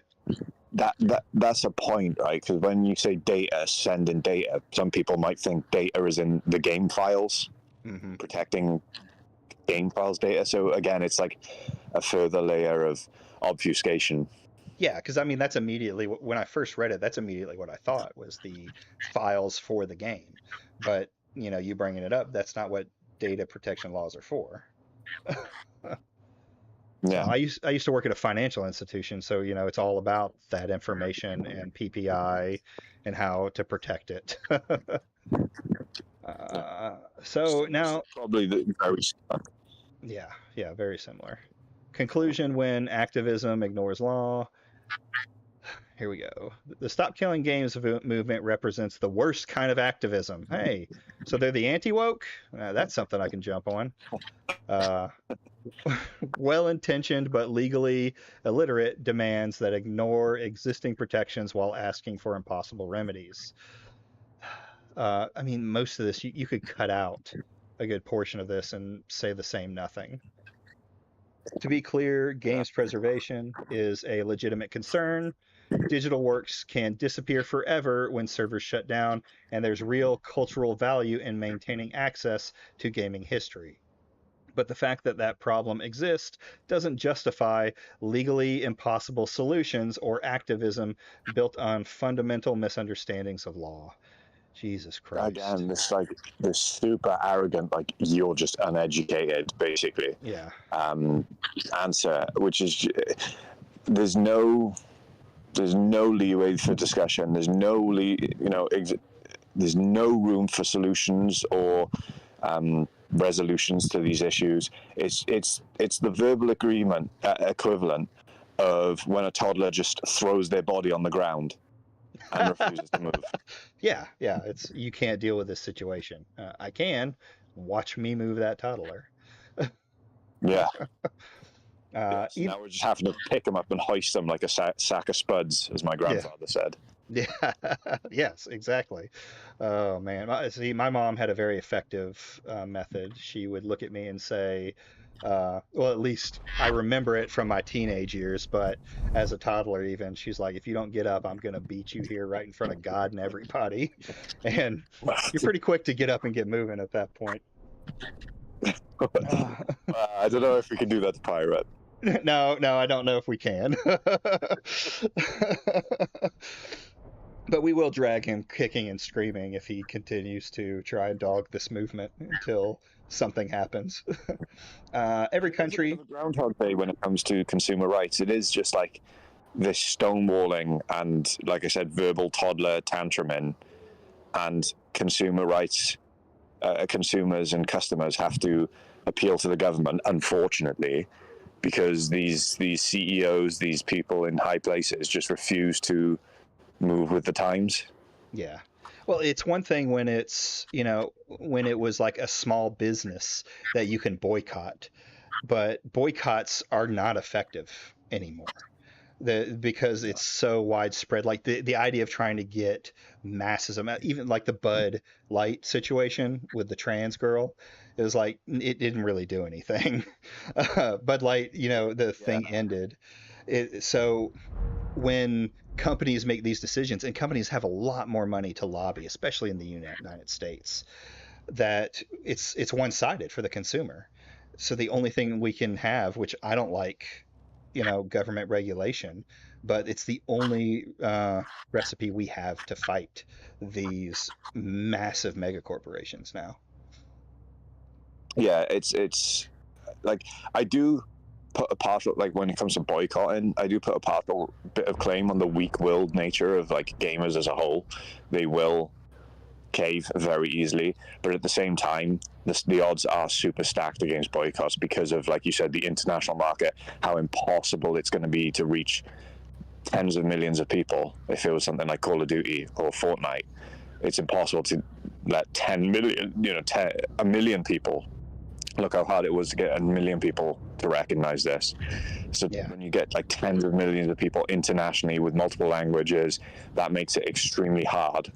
And then you're going up against this monolith with, multiple billions in their in cash in hand, not just assets. They do have billions in cash in hand that they can spend on, marketing and research and development for marketing to best optimize how to manipulate the human mind. There's a lot of money being spent into that, and so yeah, it is going to be nigh impossible for a boycott to work. So this don't like it, don't buy it is just not feasible.